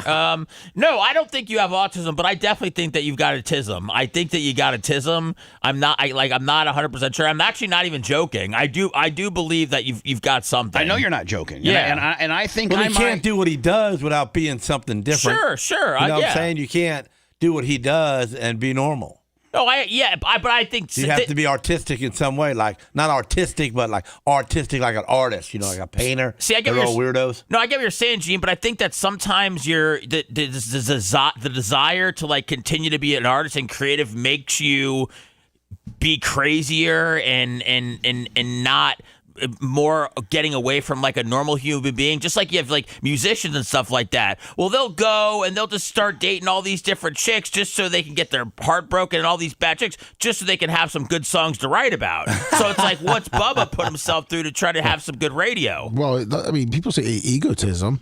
I probably have. I mean, but here's the deal. I probably have that, but you have to have that. But hold on, you have to have a certain amount of that to be able to do what I do. Period.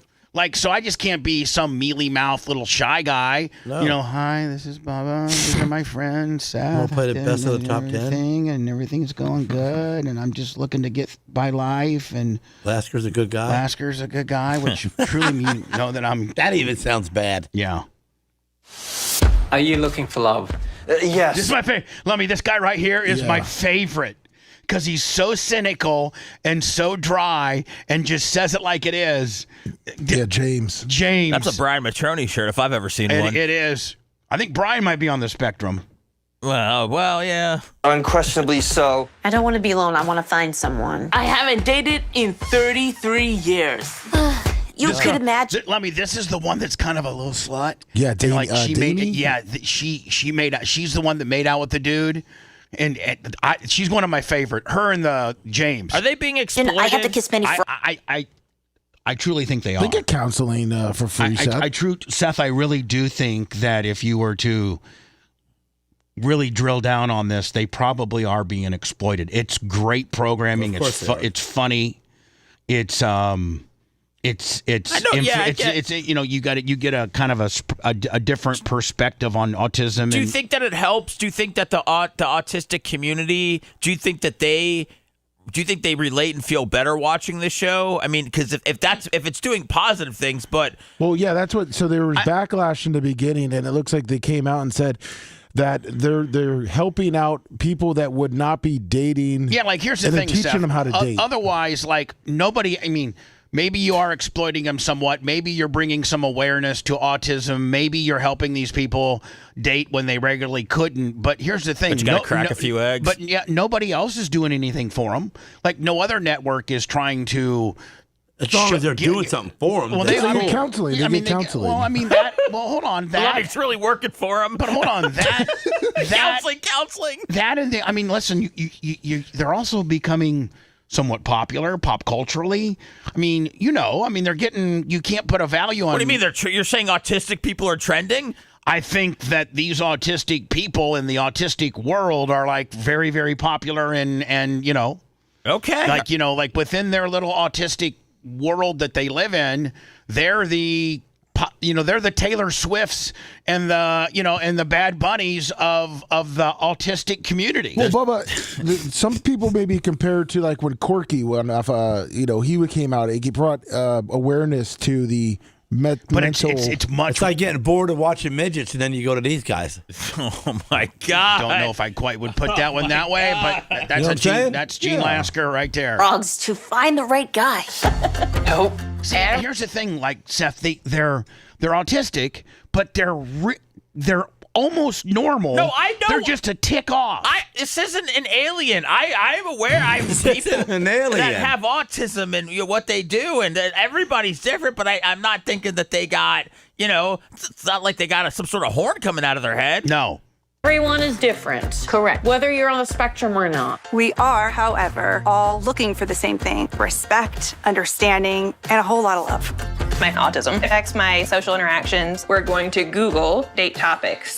Do you see this in bold right here? The stakes are so much higher. Through this process, he might find love. Yeah. Oh, yeah. My ideal partner would be some. She is kind of cute, and she's very forward, and she's very smart, but she's also very autistic, and she's hilarious.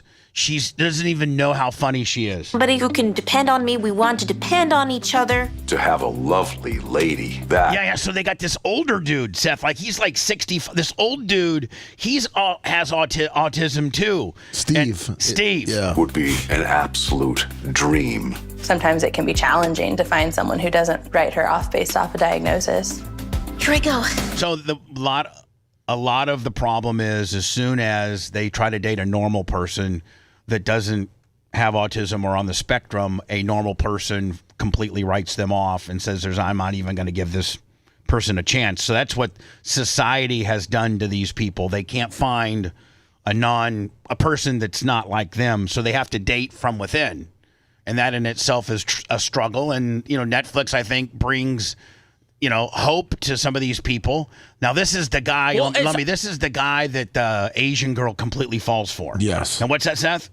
Are you saying there's no dating app for people that are on the spectrum? I don't know. Because I've been trying to get Babyface to invest in a Kona ice truck for my future, but maybe I can get him to pay.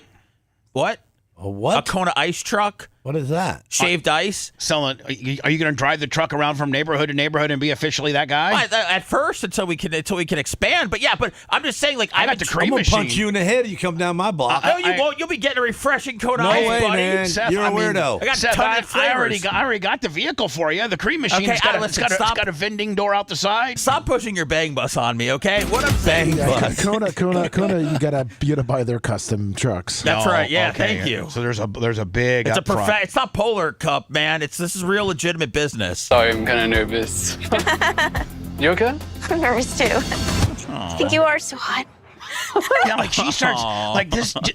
Seth, I think you and Phoebes would really find this enjoyable. I'm watching this show called Rooster on HBO with Steve Carell right now. I heard that was good. It's pretty funny.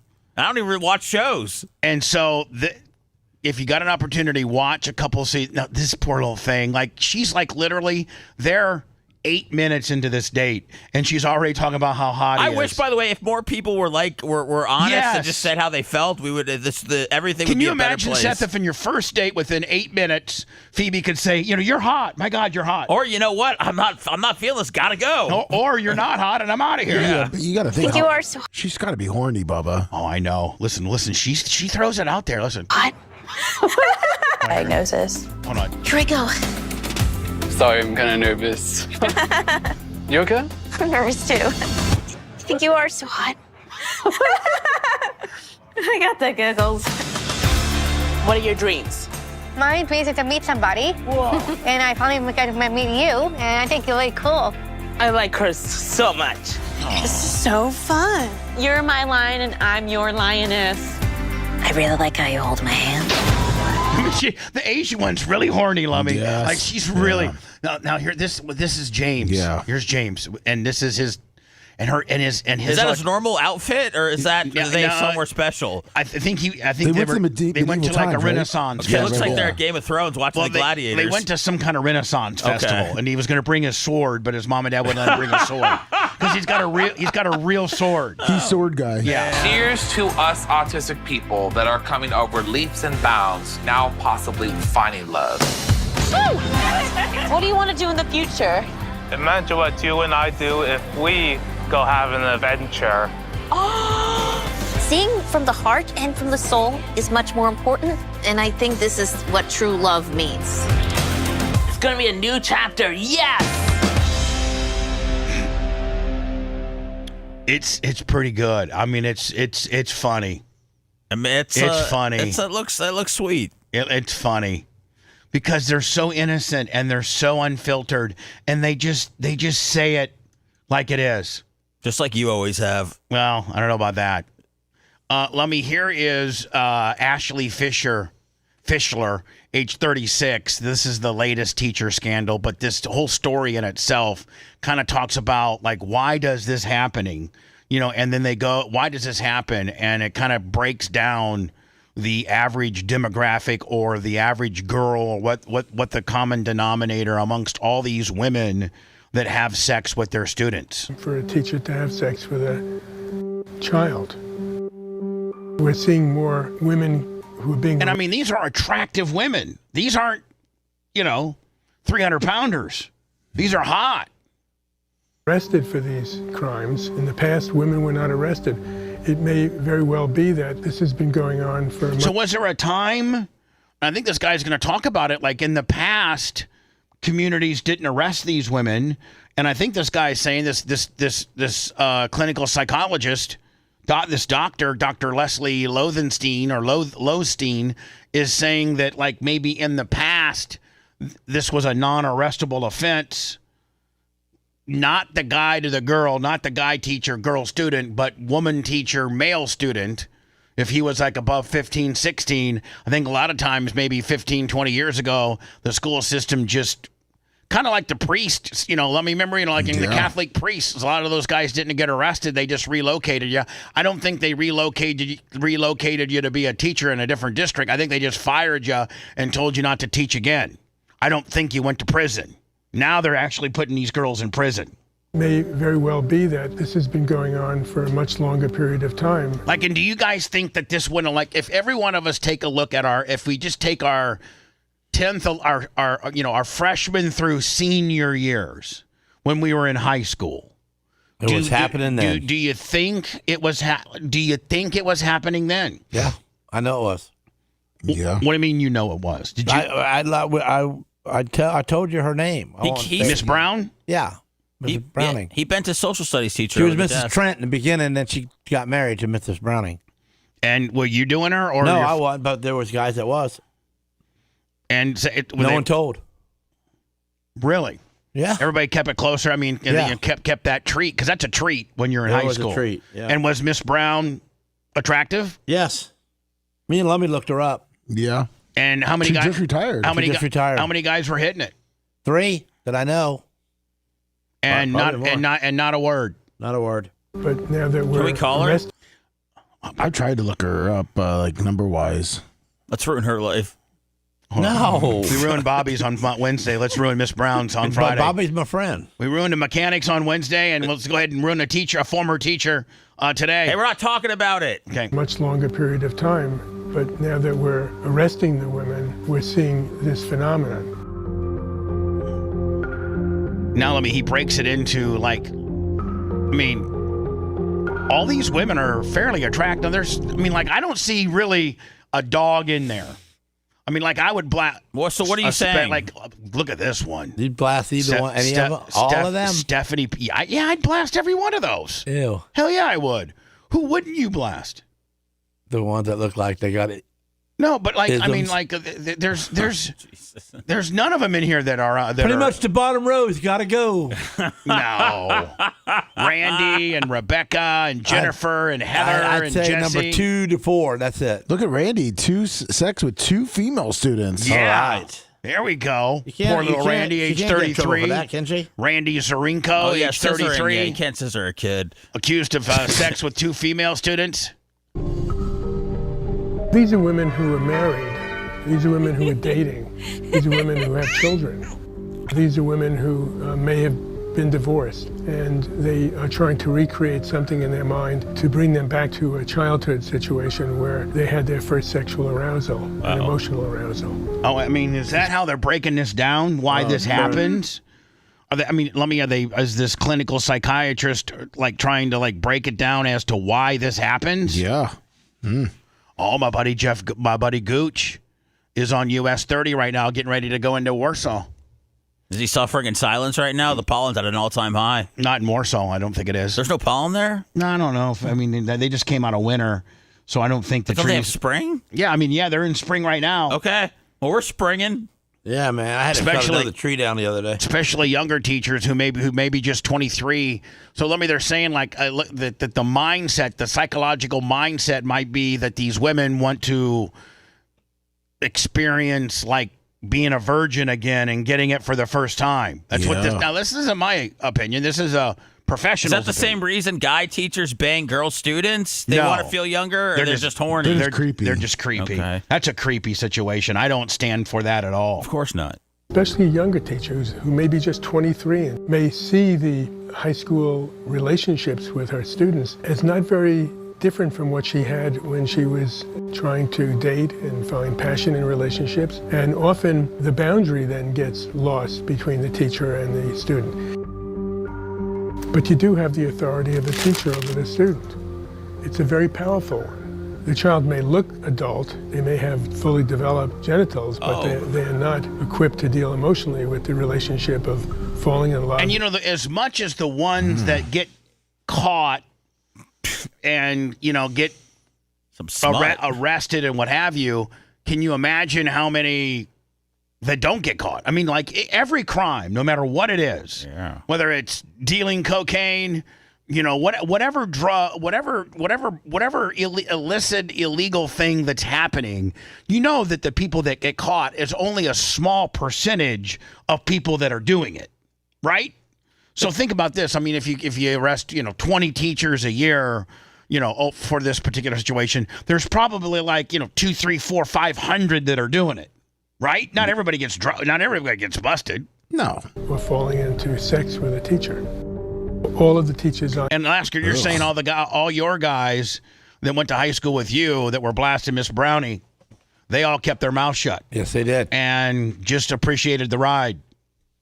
I have been involved with in my practice. Their marriages ended. The children took sides, and people treated the teacher as a monster. Many of them get hospitalized psychiatrically or put on heavy medication. Many of these teachers are good teachers, and they're never going to practice again, and they have to give up their license to practice. Well, let's not forget, most of them end up in jail.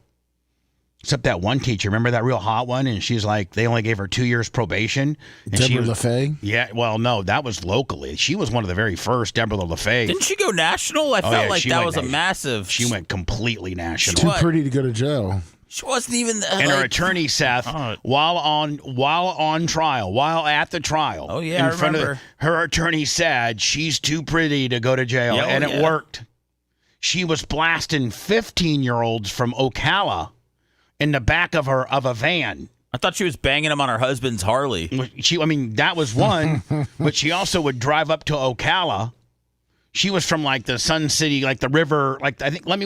Gene, wasn't she like from Ruskin? Riverview, Ruskin area. Ruskin. That's Stevie Williams' cousin. Oh, really? Oh, yeah. And so she works at a bar right there on 41. Now, still? Yeah, has another kid too. She's got like 2 more kids. Deborah Jean Williams. Who's Stevie Williams? Stevie Friend of Williams mine. is a. I thought he was like a musician. He was an old race car driver. He race raced car for a while. driver. Yeah, He traveled with us. And heavy equipment operator. She looks like owned a bunch of land. She looks like she lives in Ruskin. I'm looking at her. I mean, come on. You gonna send it to me? I can't. Can you just walk your phone over and show Bubba? What people can do when a lust relationship becomes associated with attachment. Okay, these chicks are horny, man, and they're a little off. Here's the latest. And they're a little off. Here's the latest. Ashley Fischler, age 36, allegedly had sex with one of her middle school students back in 2025. You have to admit, she's pretty hot. Like that's pretty damn hot. Why do we have to admit it? Why do you want us so badly on your side of this erotica? You love this. You read it because it turns you on. Well, yeah, it kind of. This is his itism. No, but like, but I don't want him to make it mine, Gene. I'm not turned on. Well, which by the kind of fact- you got? Because you can't be that normal. No, he's not normal at all. I got Judaism. He's got a lot of isms too. He just doesn't want to talk about them. All right, but we're not talking about. He's not as open about his isms as I am. But it's not a secret about that. We cover these stories a lot. That you like these. I stories. even talked about this on my documentary. I like female teachers that have sex with male students. It's got to be your biggest. I like covering those stories. It has to be like your biggest untapped fantasy No. to bang a teacher. No, to have banged a teacher. Like that's the only thing. That's the only way we can explain it. You would have if you had the chance. I'm not turned on by the fact that this particular woman is having sex with an underage kid. That's not what turns me on. What turns me on and what I live vicariously through is I think of when I was 16, and if I could have been hitting, a hot teacher, how cool that would have been. That's where my fascination with this particular topic comes. But do you feel like this is reading like erotica? When you read these stories. Yeah. What, like the little Reader Digest? Yeah, just a little little stories. Yeah, just like some lady talking dirty to you. Fisher no longer works at the Washington Township and apparently left behind her teaching career altogether. Did she ever get? Investigators later discovered several text exchanges between Fisher and the victim that corroborated some of these details that he described. I don't think that she got arrested.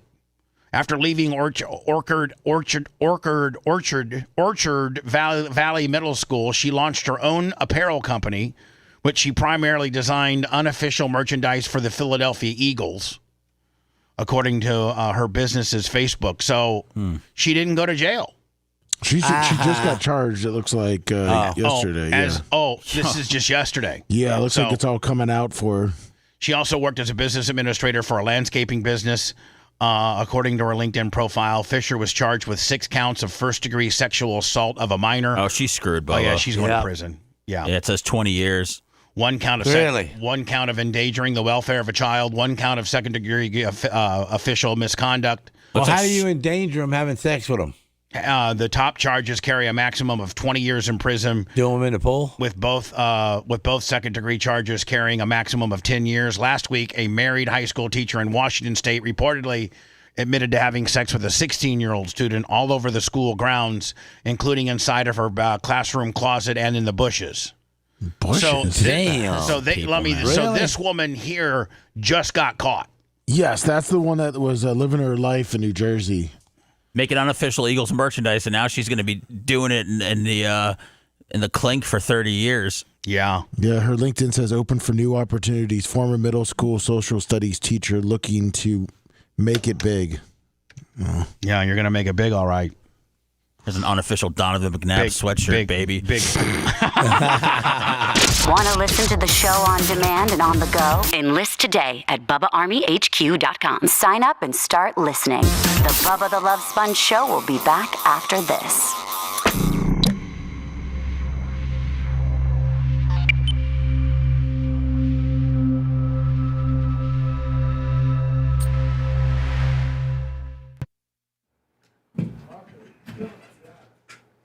Can you believe this router, dude?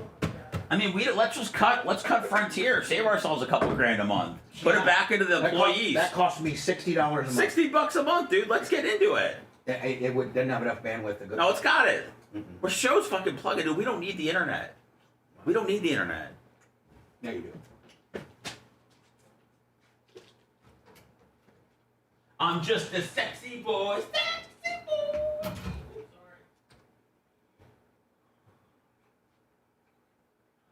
Do.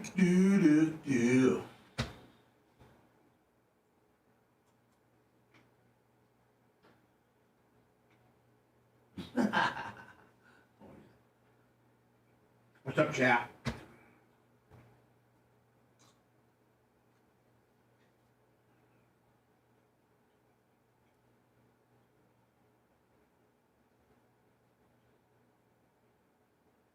What's up, chat?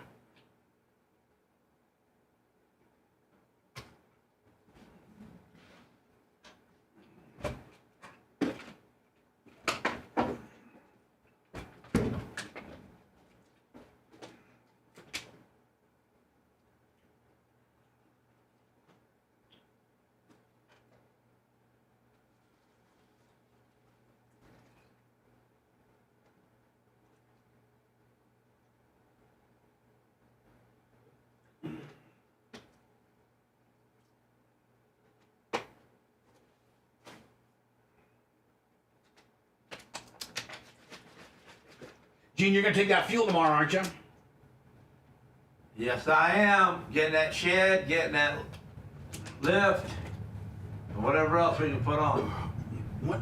Bobby's coming to my house in the morning, pick me up, hook up to one of my trailers.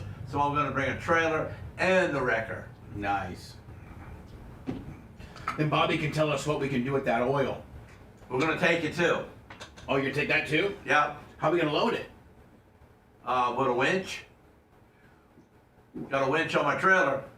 Back the trailer over to the edge, take the winch and pull it, and we just guide it as we're pulling it. Oh, okay. It just slides up on the flatbed then. You just do radio, we'll do moving. Okay. You just do radio, we'll do the moving. Just sit back there and... And then what is it? Then the following week we're going to do it again? No, probably a couple weeks thereafter. Okay, good. I got to race it next week. Yeah, no, I'm going to look at everybody's schedule. I'll look at, you and Bobby and Lummy and just, it might be middle like 2 weeks. Middle of April, something like that, where we'll look at Bobby and you schedule and plan accordingly. But me and Bobby might during the week, while me and him are messing around, we might just zip up here and get that other shit. Okay, sure. Yeah, like even on a Wednesday or something like next Wednesday. Yeah. When we're caught up. But as far as a big all hands on deck, I'll wait till you guys have an open weekend. Yeah, 2 weeks we can. Okay. Next week I think it's going to be a total of, and if I can get those containers, I got another guy that can probably move those containers. I don't think Bobby can move those containers. I think Steps can though. Yeah, Steps can. So why are you moving them? Because I need them at my new place. Okay. 2 of them, 2 of the 4. Right. And the landlord doesn't want them here. Okay. So, if anybody, I have 2 containers. That if anybody wants them. Yeah. Okay, I gotta plug in Jones. You plugged in? No. It keeps going off. No, I just plugged it in. Oh, you just plugged. Okay, thank you. Probably. I plugged it in at the start of the stop set. Thank you, sir. Ooh, man, this pawn has got me fucked up. Fucked up, man. My whole car and truck is just covered with white. It's disgusting, man. With yellow pollen. You can't even keep your car clean because the pollen just comes in and fucking kills it. Dude, forget about your car. What about my body? What about your face? My body's rejecting it. Pollen, Lummy. I'll cut down the trees for you. Dude, I went to Brian's office the other day. It's caked on the fucking... Oh, they got more trees than we do over here. Dude, it's caked on the sidewalk. Yeah. I couldn't believe it. I told him my pressure we need a good rain to knock it all Yeah, down. we do.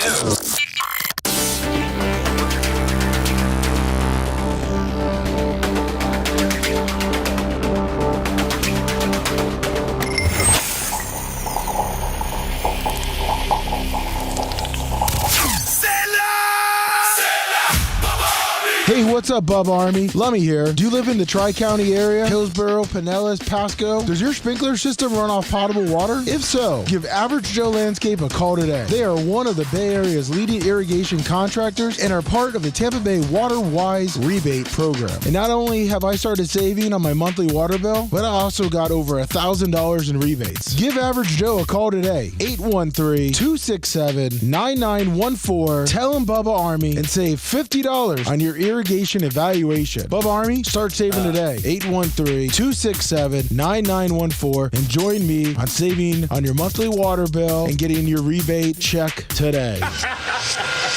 In Bubba we trust. In Bubba, you lust. Naughty, naughty. This is the Bubba the Love Sponge Show. Lummy, 40 seconds. What the hell? What'd you hear? I try to keep everything uniformly at 30. Did you not know that? Network spots? Hello, Lummy? Well, I'm not gonna put it on Macho, but if he needs to recut it, I thought it was cut down enough. No, it needs to be 30. You need to cut some of that out. And Average Joe said he blew the whole parking lot off yesterday, so he was trying to help Seth out. Oh man. I'm sorry, Seth. I got you. Oh, dude, that's awesome. Thank you very much. Yeah, I did pull in this morning and see that we'd gotten mowed. So thank you, Average Joe.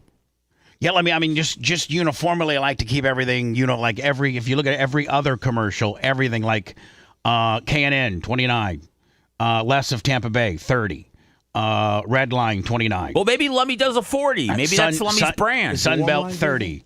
FUJ Outdoors, 30. Average Joe, this particular Average Joe, 30. Diaco Law, 30. Morgan Exteriors, 30. Skag Network Spot, 29.99. Fourth Gen Roofing, 29.78. Diaco Plastic Surgery Center, 30. Advanced Film Solutions, 30. E&E Electric, 30. Semi-Auto Glass, 30. Toyo Tires, 28.9. Get a Box, 30. And here comes Lum, rolls up there like he's all that, and cuts a 40, 49, 40, almost a 41. I loved your 40 seconds, Lummy. 40.99. That's a 41 all day. That's a 41. Let me whittle that down. Yeah, that's definitely, Just whittle it and just cut. You got, there's something that's got to go. Why can't Lummy's brand be a 40-second brand?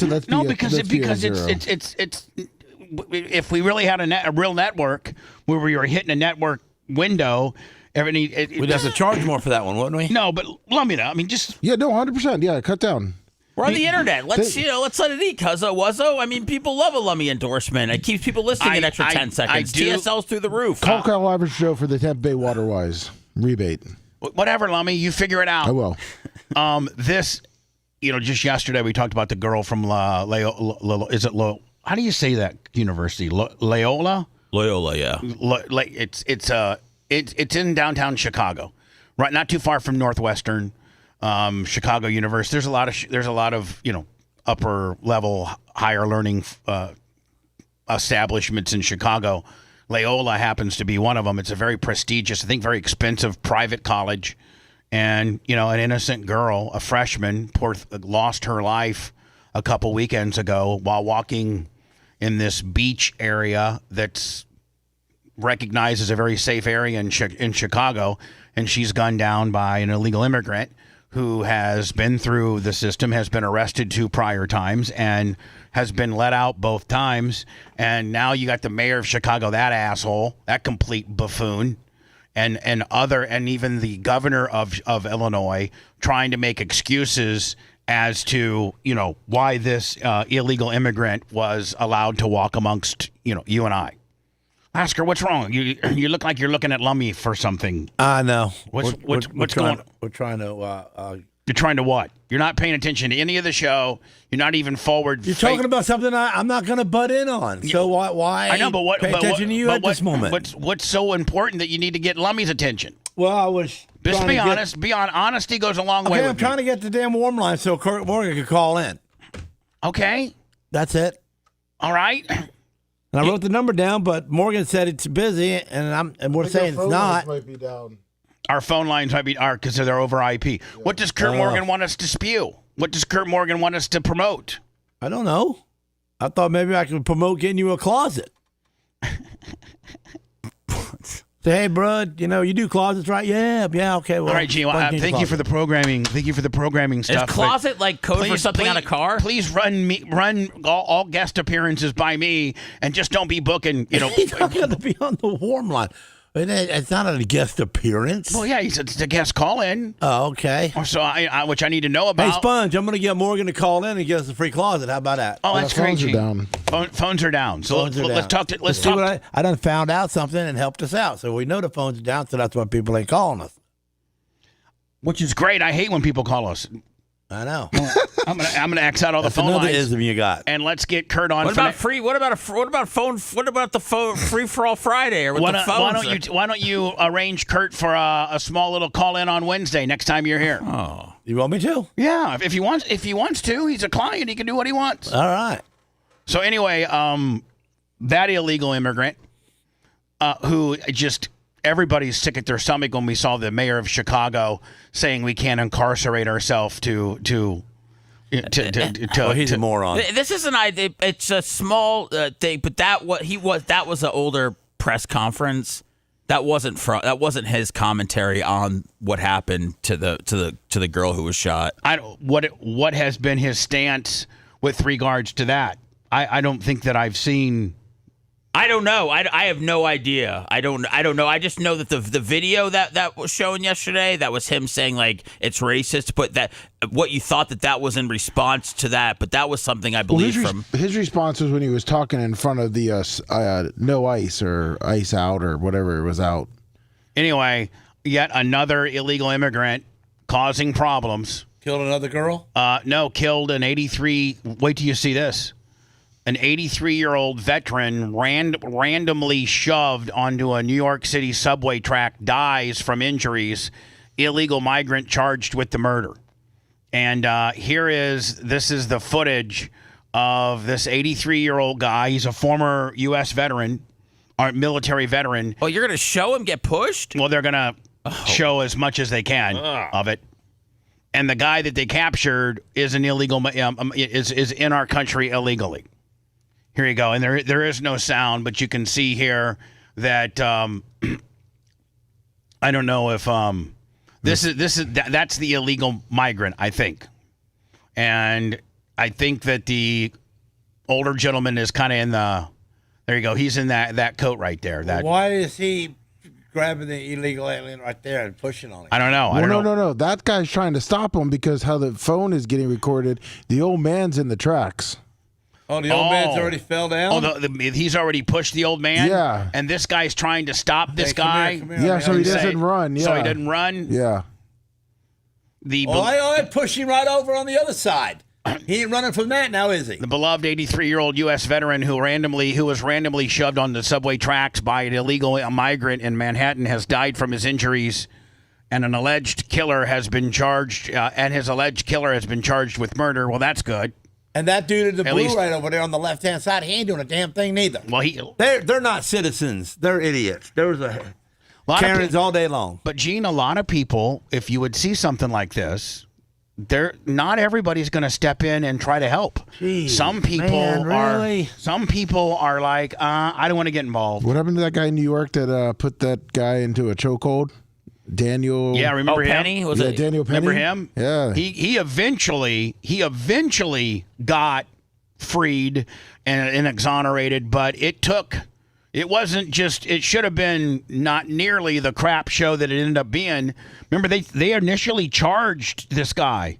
This illegal migrant guy, didn't he stab somebody, Lummy, on the subway? And this Richard Penny guy put him in a chokehold. He put him in a chokehold. He was threatening a bunch of people. Yeah, and he killed him. Yeah, the guy killed him. Hero. And then the district attorney and all the legal beagles of the Manhattan District Attorney's Office, I think, charged Richard Penny initially with murder or some type of homicide, when he was just protecting the people of the subway. So a lot of people, Gene, don't want to get involved in fear that they're gonna hem you. Man, if I subdue this guy, throw him down to the ground, nobody in New York are supposed to. It's a no gun state, so you can't have a gun. So what else is to do? Knock him right off that ledge and onto the track, onto the opposite and so side. So let's say then he dies. Now they got you hemmed up for murder. Grandfather and cancer survivor Richard Williams on March 17th tragically succumbed to injuries that he suffered nearly 10 days earlier when he was pushed off the platform while awaiting a train at the Lexington Avenue 63rd station, authorities say. He broke his back. Yeah, so he didn't get hit by a train. He that track is a foot off the ground. Yeah, I was gonna say he died from getting pushed down there. I think from the I think that's a good 3 feet. And then there's a beam that's a foot off the ground. So, I mean, 4 inches wide track. those tracks are treacherous. And so, you're getting pushed off of a concrete onto, like a metal beam. At least a 2 to 4 foot drop onto the tracks. Yeah. And, it's going to hurt you even if you're healthy. Yeah, I'm not saying it's a cushiony fall at all, man. But the Manhattan District Attorney's Office on Wednesday upgraded the charges against his alleged attacker, Honduran national Berrien Hernandez, a serial criminal with a lengthy rap sheet of at least 15 charges. Now, is that 15 charges here? And why is this guy not been, wrangled up by ICE? And why have we let this guy roam the streets after 15 different incidences that he's had criminally? He's in the sanctuary city of New York. There you go. All this stuff happens in these sanctuary cities where they let illegal immigrants on the streets after having commit crimes. I don't know, was that Juan or Jehan Pena, 30, was also allegedly shoved onto the tracks by Hernandez during the March 8th Upper East Side subway rampage, but ignored his own injuries and heroically helped pull Williams back onto the platform moments before the train rolled into the station. Wow. Chilling cell phone footage of the attack, apparently shot by Pena, from the train tracks, showed the suspect casually strolling along the platform after pushing both men onto the subway. Pena's mom, Claudia, told the Post on Thursday his son didn't know that Williams had died. I'm in shock. It pained me to hear that he's gone. I wish that he gets to heaven and rest in peace. Here is the older gentleman who the illegal scumbag migrant pushed onto the tracks with his military dog tags. Richard Williams succumbed to injuries after he was allegedly pushed onto the tracks after a man waiting for a train, blah, blah, blah. Hernandez, 34, was arrested, March 10th, 17 days ago, at a homeless shelter and initially charged with attempted murder, attempted assault and reckless endangerment, and he is not in jail. He was arrested 17 days ago for attempted murder, attempted assault and reckless endangerment, and this piece of shiz is walking the streets today because he's in a sanctuary city where they do not hold these illegal immigrants for any amount of time because they don't want ICE. Because the first thing that ICE does is come to your lockup facility and says, how many illegal immigrants do you have here currently locked up that's done bad things? That's our first line of defense. Those are the people we send back first. Which, listen, whether you're Republican or Democrat or indifferent, that just makes common sense right there. Let me go to the jail. Let me round up the people that aren't supposed to be here, that are illegal, that have committed a crime bad enough to be incarcerated, and let me send them back. But, these Minneapolises, Los Angeleses, Chicago, New York, all these blue sanctuary cities, they let a guy that just 17 days prior, probably this happened a few days ago, so 15 days, within 2 weeks of this guy killing an 83-year-old military veteran, within 2 weeks, he'd already been arrested and charged. It says initially charged with attempted murder, attempted assault and reckless endangerment. And that guy's walking the streets, able to kill an innocent 83-year-old guy who was somebody's grandfather, who was somebody's son, somebody's father, somebody's husband. Unbelievable. And more importantly, he was an American who served our country.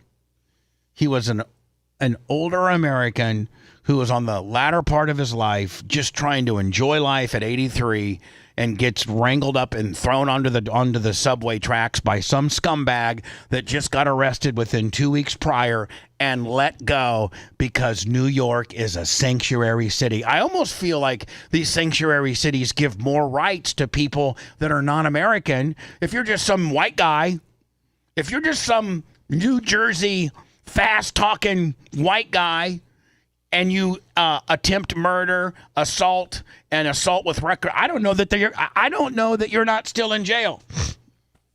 I don't know that they let you out because I think the lowest form of humanity, the way some sanctuary cities and some democratic skewing states feel that the lowest form of humanity is a white American male. That is for sure going to get you incarcerated for a long time. And then add being an outlaw. You don't get out of jail. Well, I mean, if you're a biker, that's even a plus plus. So a white American male is the absolute lowest form of humanity in my opinion, by some of these sanctuary cities, because they're letting illegal immigrants that have had 15 prior charges and have just got hauled in for attempted murder. They let that guy walk the streets free enough to kill grandpa. But if I go up there and do something like that, you can bet my fat ass is getting locked up, and they're throwing away the key. He was indicted on upgraded charges of second-degree murder following the Williams death and is set to be arraigned in Manhattan Supreme Court in 3 days. Prosecutors say that Williams, the grandpa, the 83-year-old Army veteran, was brain dead following the unprovoked attack. One of his 3 daughters, Debbie, told the Post after the attack that her father, a retired U.S. Air Force... Oh, man, listen to this. He was a retired U.S. Air Force pilot. Like Top Gun and stuff. Man. Jeez. The medical examiner declared his death a homicide. Williams loved the streets of New York and traveling the transit system. He'd been happily married for 55 years and just won a 5-year. He just won and beat prostate cancer, giving him a new lease on life. He had a 5-year cancer scare. He had a 5-year prostate cancer ordeal he went through, just beat it. He's 83, and he's just riding the subway, enjoying life. And this scumbag, migrant, immigrant piece of shiz that's been arrested 15 times prior, the last of which was less than 2 weeks before he killed this guy, rolling up and down the subways, and when he doesn't like you, he throws grandpa onto the tracks. Grandpa dies. My father is a phenomenal human being, and nobody deserves being pushed like that, said his daughter, along with some choice words for the accused killer. I want him to go to the Venezuelan prison, the worst place that he can go. I want him to suffer for the rest of his life. Prison justice wouldn't be appropriate. The U.S. Department of Homeland Security said Hernandez had past arrests for aggravated assault, possession of a weapon, and domestic violence. So there he is right there. Right here? No, go up a little bit more. So that's him right there. No, the grandpa's right. And that's grandpa. Yeah. So he's going to help the guy that was pushed on the track. Oh, so Hernandez, the illegal immigrant with 15 priors, yes, he'd already pushed the guy that's on the track right now. The guy that's on the track right now that lived. Yeah, he lived. Yeah, that was the 30-year-old John. Or whatever his name grandpa goes to help him, and in helping him, Hernandez threw grandpa onto the tracks. Well, grandpa, he should have knocked that Mexican over and then got to the other guy. Well, you can't sit here and armchair quarterback what grandpa should have done. I know. He was trying to get the guy off the track. What should have happened is having the label of sanctuary city should be absolutely illegal in our world that we live in. And that a crime is a crime, regardless of who it's committed by, and you don't get a special pass if you're. That makes no sense. Like, to me, I just don't understand what political party's in charge, who's making the rules, who's mad at who's controlling Congress or the Senate. It just doesn't make sense where we're taking people that are not supposed to be in our country, illegal immigrants or illegal migrants. They've been arrested 15 times prior, most recently within the last 2 weeks for attempted homicide, murder. And these people have special privileges over white and black and Hispanic Americans, people that were born here and that are supposed to be here and are proud and can call themselves an American. Those people, they're still in jail when they do 15 things wrong or try to commit a murder or something like that. But why do we, it doesn't even make sense that we let these people go why not letting Americans? Why don't we be a little bit easier on Americans and let them out? I mean, I think anybody that commits a crime can go away. Yeah. Williams' relatives didn't comment on his death, but previously described his zest for life and independence. He loved the city. He loved Manhattan. He loved traveling the subway. He loved talking to people.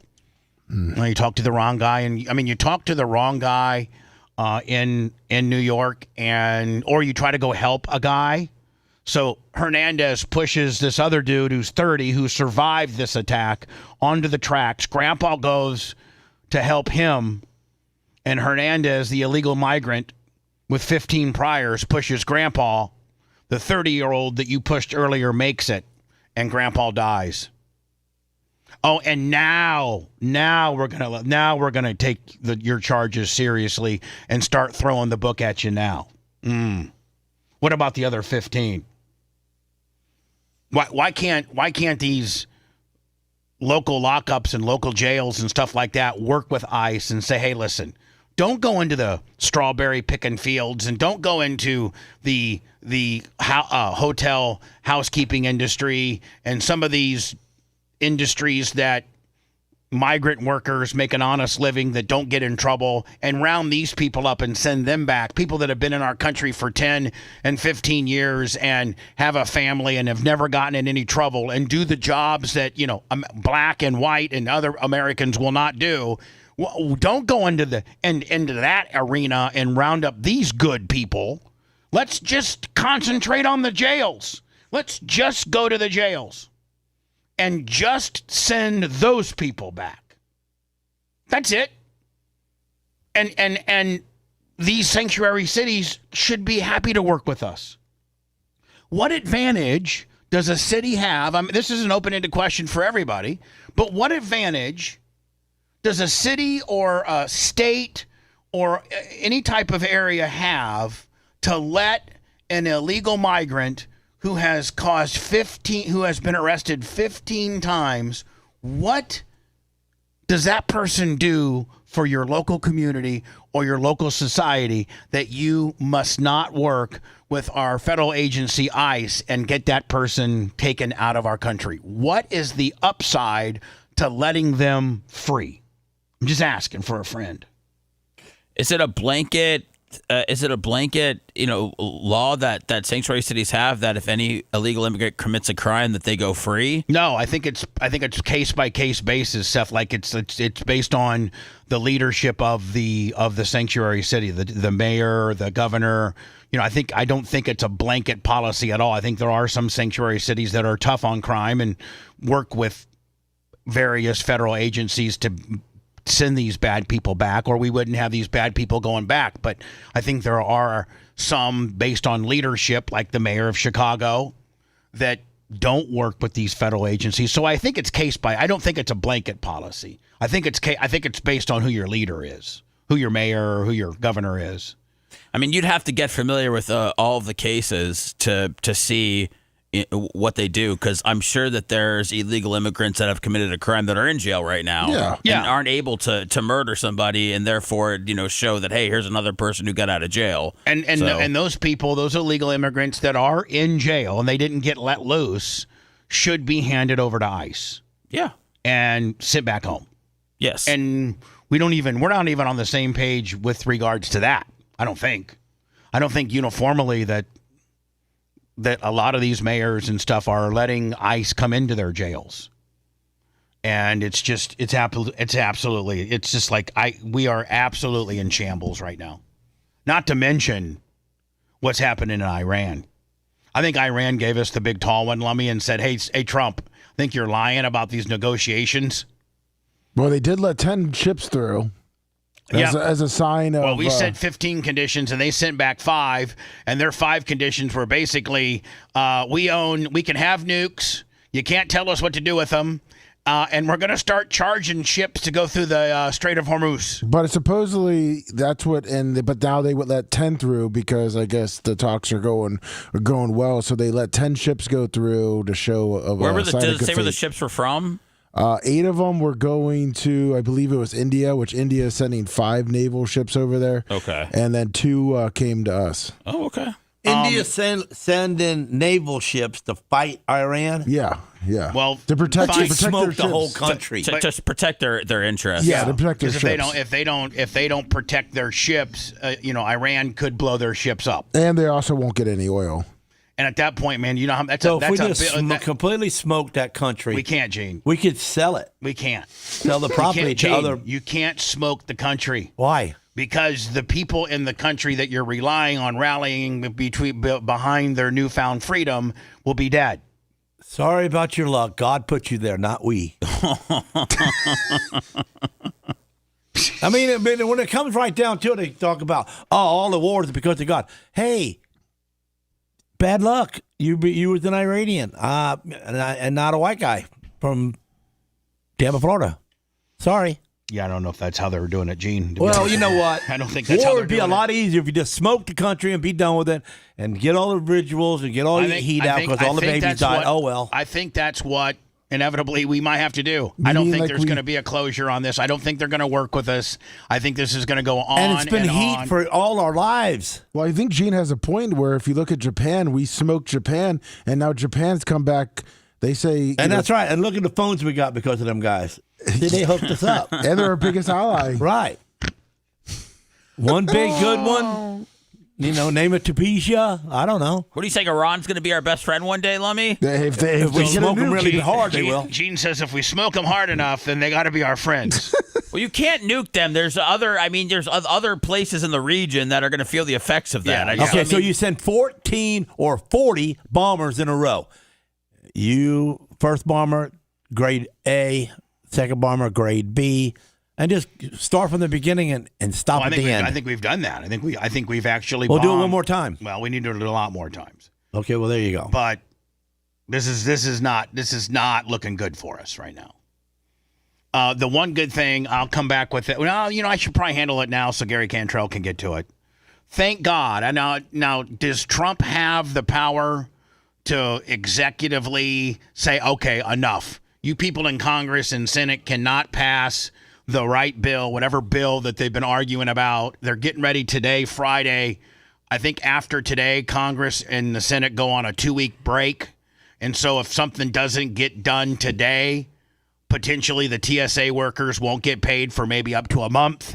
There's nearly 400 TSA workers that have already quit.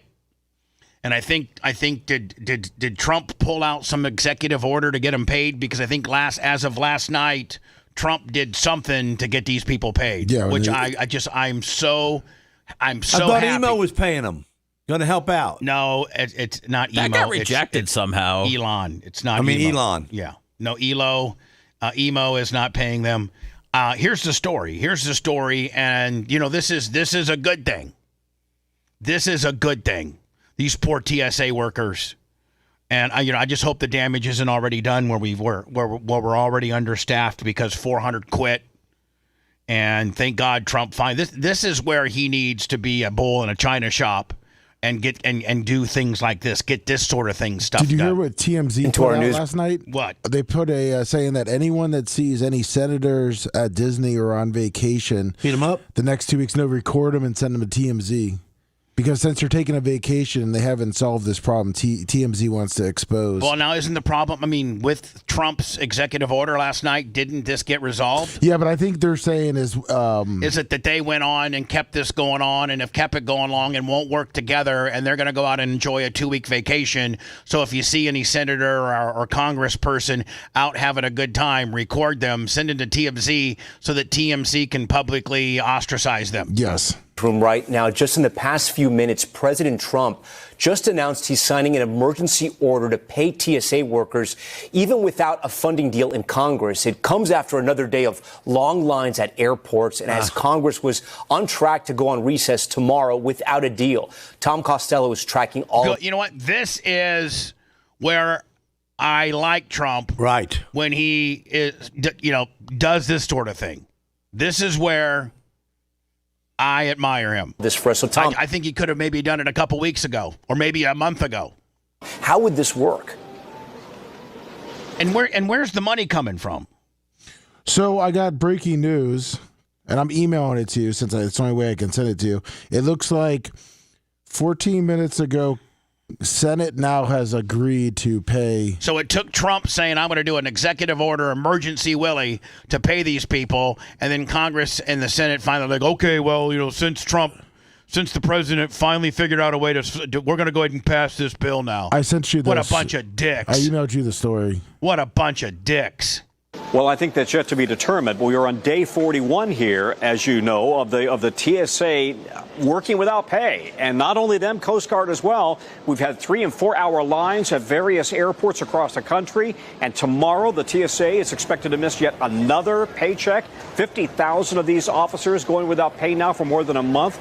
And we now have call-out rates nationwide of 11%, people not showing up to work so they can find another job. So in the last few minutes, the president went on Truth Social and he said this: I'm going to sign an order instructing the Secretary of Homeland Security, Markwayne Mullin, to immediately pay our TSA agents in order to address this emergency situation and to quickly stop the Democratic chaos at the airports. To be clear, Democrats have blamed Republicans. Republicans have blamed Democrats. This is an emergency order taking. At the end of the day, Democrats have blamed Republicans. Republicans have blamed Democrats. But is there anybody that's just right down the middle, everybody take their political hats off, who really is to blame on this? Like, Lemmy, you're very MAGA. Gene's very MAGA. Seth, you're middle of the road. I'm probably a little bit MAGA, but kind of middle of the road. Like, who needs to be held responsible for this? Democrats. Well, I mean, or is it the whole body? It's the whole body. It's the entire Senate and it's the entire Congress. I don't think it's Democrats. Maybe a bomb into that Senate will clear their heads a little bit. Dude. There we go. We just smoke that whole room, and we start over again. We're not smoking the Capitol, Gene. Gene, an honorary J6er over there. Let me tell you something. I'm an honorary J6er. I was supposed to go up there, but I had a biker meeting. The TSA officers, how did the world and get Democrats this have blamed messed up? Republicans. Republicans have blamed Democrats. This is an emergency order taking unused funds, apparently, to pay the TSA officers. Tom? And Tom, I know this is just in, but do we have any idea of how long it could take for them to finally get paid? Next Friday.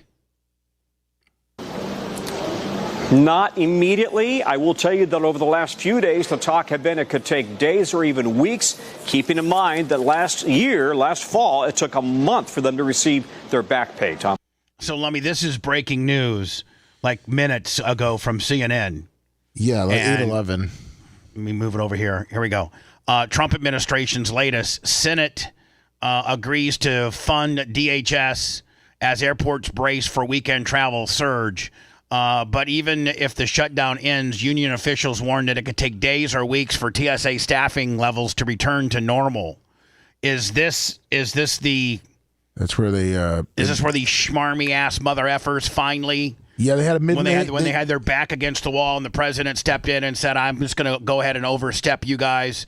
They're like, "Oh, we better get our act together because I can't go back to my local constituents and say that I held up them going to spring break." Yeah, they had everybody that's overnight. standing in line, for hours and hours. Just think how much hate they have for the people that are doing this to them. Hopefully they do. I'm on a Sony Xbox for my Wi-Fi. Sony. Nintendo. I am JoJo. I lost 40 pounds and I feel so confident. Hi, JoJo. Weight Watchers have really helped me learn how to portion my meal. Gene says you got 40 more to go there, big girl. This is how great I'm feeling 7 months postpartum. Okay, thanks. Appreciate it. Breaking news, the Senate has passed a funding bill 42 days into the partial U.S. government shutdown. We have this major update. During a rare overnight session, the Senate moves to fund most of the Department of Homeland Security, everything but the controversial Immigration and Customs Enforcement Agency and parts of Customs and Border Protection. Now, the U.S. Which they could have carved out a month ago. Yeah. They could have carved that part out a month ago. We got a problem with the immigration portion of this bill, but what we don't have a problem with is paying TSA. We need to get those guys paid, and women. No, they wait to the last minute. The president's got to step in, do an emergency fund Willie, and then we better get our act together because we can't go on vacation. The House must still approve the plan. Pressure has long been mounting on lawmakers to end the impasse. Transportation security workers were poised to miss their second full paycheck this week. CNN's Alex Michaels. I think they've missed more than that. I think they've missed more than 2 paychecks. From what I've heard, over a month. That's got to be been closely following the chaos. That's probably 2 paychecks, right? Every 2 weeks. Yeah. That's probably at American airports, and it comes to us now. I mean, I know that. Listen, none of us could. Well, Gene could, but it would put a strain on your family, Seth, and your family, Lummy. Yeah, and put a strain on me too, man. I couldn't buy nothing cool. If you missed a month of your Buffalo Avenue powder coating residuals, if you missed I got money in the bank to fix that. I know, but I'm just saying, if Seth would miss a month of pay, if Lummy missed a month of pay, I wouldn't be buying no new car. If my business was shut down here and I wasn't able to pay the bills for 2 months, I didn't have any money coming in, we'd be done. Most of us are living on a shoestring budget. Not all of us can buy. Well, I know I don't have to buy gas for my hot rod no more, so I bought me a 3-wheeler yesterday. From the epitome of white trash right there. Los Angeles. Good to see you. Because he's getting some free race gas from me. Dude, I'm getting 110 gallons. I know. So when I split it in half, I'm going to have 240 gallons. That's 220. Or 220 of good fuel for my hot rod. Yeah. So I don't got to buy fuel for a year. There you go. Much gas as I use. So I bought a cool little 3-wheeler. That's great, Gene. Yeah. Was imminent. Are you surprised? These poor people are trying to pay their bills, and Gene's out buying 3-wheelers. I don't even know that they make 3-wheelers. But he feels their pain. He does. I do feel their pain. I'm rich. I don't care what diesel costs. You know what? All of us in this room are guilty of this United States being on a downfall. Why? What have we done? Because what has Seth these done? 4 dudes in this room should have went to government. And we'd have fixed some things. No, they would laugh. No, I'd be stealing and banging interns. Yeah. No, guidance. Seth would be getting stock insider trips and tips. and I'd be at the glory hole with Lindsey Graham. Surprised that we got here. Kevin like Hayes tried that, Gene. He tried that. He tried it at the end. Hold on. He didn't try it in the beginning. This is exactly what would happen to us. Kevin Hazlett tried it. He's more legitimate than all of us times 10.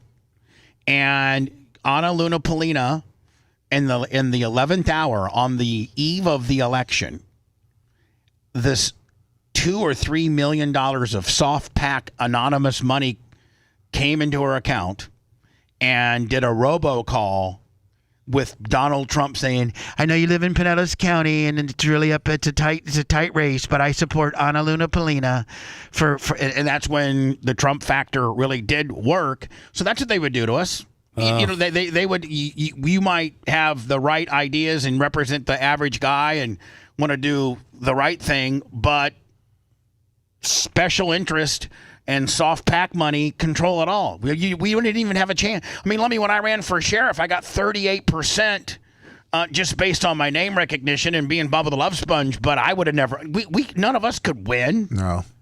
I was thinking about running for the mayor of Tampa. I'm saying we should have did it after we got out of high school back in the 70s. Against Bob Buckhorn. But Bob Buckhorn, did you know Bob Buckhorn, who's going to run for the re-election of the Tampa mayor, do you know he has $1.4 million already in his campaign account? People love Bob Buckhorn in Tampa, unfortunately. I don't understand. He hates me. He hates me. Yeah. That's why I had to get out of Tampa. I mean, the political pressure has just been ramping up. You see it at the airports. You also feel the pressure that lawmakers are about to go on a recess for 2 weeks, and they usually to do things. I'm done. I know this is breaking news, and the Congress and the Senate passed this, or whoever passed it, and it's now law. But you know what they did? They disgust me. Politics in general, on both sides of the fence, disgust me. That you guys have allowed this to fester and go along, and that you cannot get along. Why don't we start trying to reach across party aisles and do what's best for America, and do what's best for Seth's family and my family and Gene's family and your family? Why don't you do that? Yeah. Stop worrying about who's Democratic and who's Republican and this and that. God, it's all. I mean, the two-party political system is going to absolutely be the death of our country because it automatically politicizes us. It automatically makes you choose a side, and then 50% of everybody hates you. If you're a Democrat, 50% all MAGA and all Republicans hate you. If you're a Republican or MAGA and you like Trump, 50% of all Democrats hate you.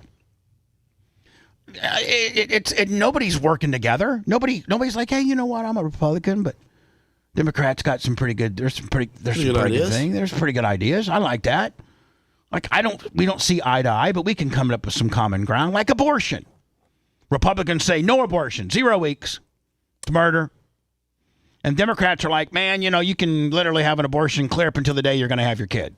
Well, there's a happy medium in there. It's not gonna be perfect. It's not gonna be the way the Democrats want it, and it's not gonna be the way the Republicans want it. But it's gonna be compromise. Okay, let's make it 23 weeks, 20 weeks. Democrats, want it wide open, and Republicans want it absolutely closed. Let's put medicine. Let's actually use some medicine reasoning by saying the baby is viable. I think they've now determined that the baby's viable, meaning can live potentially as a premature baby outside of the womb at about 23 weeks, 24. So let's give us 2-3 weeks, gain time on that, so that we're definitely not out of the woods, and let's go 20. Abortions are legal up to 20 weeks. It's the woman's right to do with what she wants with her body, not some lawmaker to tell her that she can or cannot terminate a pregnancy. There are some couples that have, like if you live in a conservative state like Florida, and you have some of these Down syndrome and some of these markers that you're going to have a problematic child don't start appearing till week 12 through 16. You don't know it week 6 that your baby is going to be a 100% healthy baby. And not everybody wants to automatically have to raise a problematic kid. It's not easy. Don't do it. Lasker went through it for 13 years. Yes, sir. A completely. Sorry, What are you doing with your phone? Easy. No, you easy. What are you doing? You got a pair of scissors and you're digging out. Gene, we're doing a radio show. We're doing a show where you're supposed to be paying attention. We're talking about things I got no asset, no way to speak in because I got no dog in this game. So it's time to take a pair of scissors and dig out my cell phone. And what are you actually doing? I was taking the screen off this little plastic thing because it bubbled up on me when I put it on the other night. And then when I go to use the phone, I can't tag a digit, kind of. So I got to take the glass off, and I'm sitting here bored to death over, people can't kill their own babies. And I'm bored to death over people can't kill their own babies. Oh, Gene just broke his case. See what you made me do, Bubba. If you liked that segment, then you'll definitely like the new redesigned BubbaArmyHQ.com. We'll be back to the Bubba the Love Sponge show after this.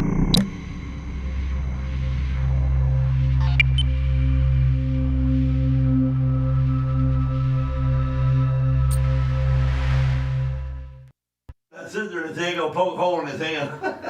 She said shove that abortion up your ass, buddy. I got something to do. When you started to bed, I'm like, Gene, we're talking about things that ain't gotten to go on now. I don't think about the fucking TV. I killing the saw my babies. place yesterday. People killing the babies. And that's what, I did mine yesterday.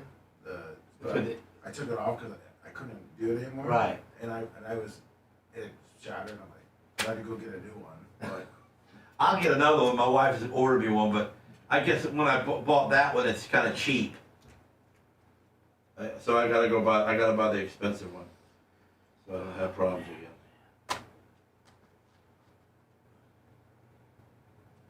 Oh, it's backwards. That's what the problem is.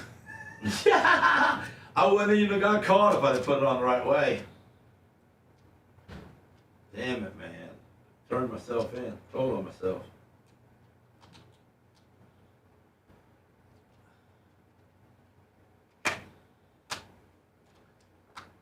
Well, I'm just getting busted left and right today, ain't I?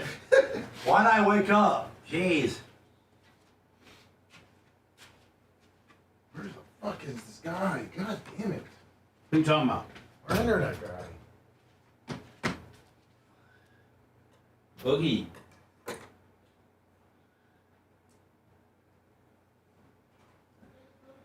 Here's a celebration, but the Rams superstar claims those allegations are total nonsense.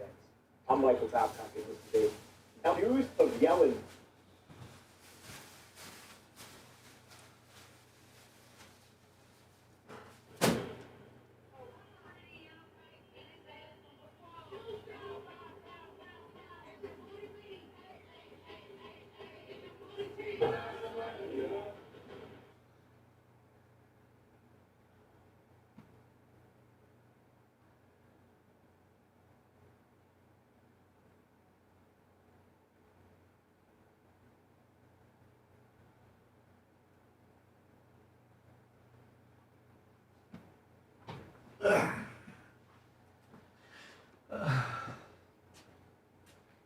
Can I make my own microphone? Would that be cool? What? Make my own microphone that plugs in? No. You can't No? make your own fucking microphone. Why? What's wrong with our microphone? Nothing. But I'm gonna make one with a handle on it where my gun sits right in it. No. Oh yeah, I like that, man. No. Well, why, man? I don't feel like I can protect everybody from way back there. Just have a gun. Somebody coming through the door. Just have a gun fucking right by off I camera. got one there right by me, but it'd be real just quick draw McGraw. No, Pull we it don't, right out. we don't. I don't need a gun on camera, Gene. Now you're being stupid. What we do when he's gone? Little gun. It's like a gun cup holder. Mm-hmm. Yeah. I seen somewhere where somebody was singing a song and they had the gun bracket there. And I said, that's a cool microphone. I think we Be should. cooler than Dan's gold one. I think you should do it. I think Bubba would be cool with it. Yeah. He already told me no though. That he doesn't have access to shooting me with something. Well, I guess he don't shoot no more. No, you can shoot him. He's slow on the draw. Cock ready to go too. Chambered and ready. Yeah, Just a little 32. me and you have to have that. Just a little 32. Because someone's going to Come in get there, us. bam. Right. Someone's going to try to get us sooner or later. Yeah. Our new studio will be more secure. It is going to suck that the fans can't come by the new studio and take pictures because there's a lot of that. Oh no, there's a lot of people come by here. They tell me all the time. They can come by and take pictures. There's nothing will be inside, you know. But they can still just remember the good times. There's where the sponge used to be. I'll do a double decker tour buses. We got a Oh, that's funny. There's a technician here, Bubba. No, we don't. Yeah, just walk. I just want to From the fleet, from the company. Is he a migrant? fix the internet. He looks like a proud American. Damn right. I don't want American. Lummy, are we going to do that taste test after the show? Yeah, we can. Yeah. Yeah, he's an overweight white guy. Gene, Gooch got his cookies from Coben yesterday, and they're good. Dude, everybody stay home.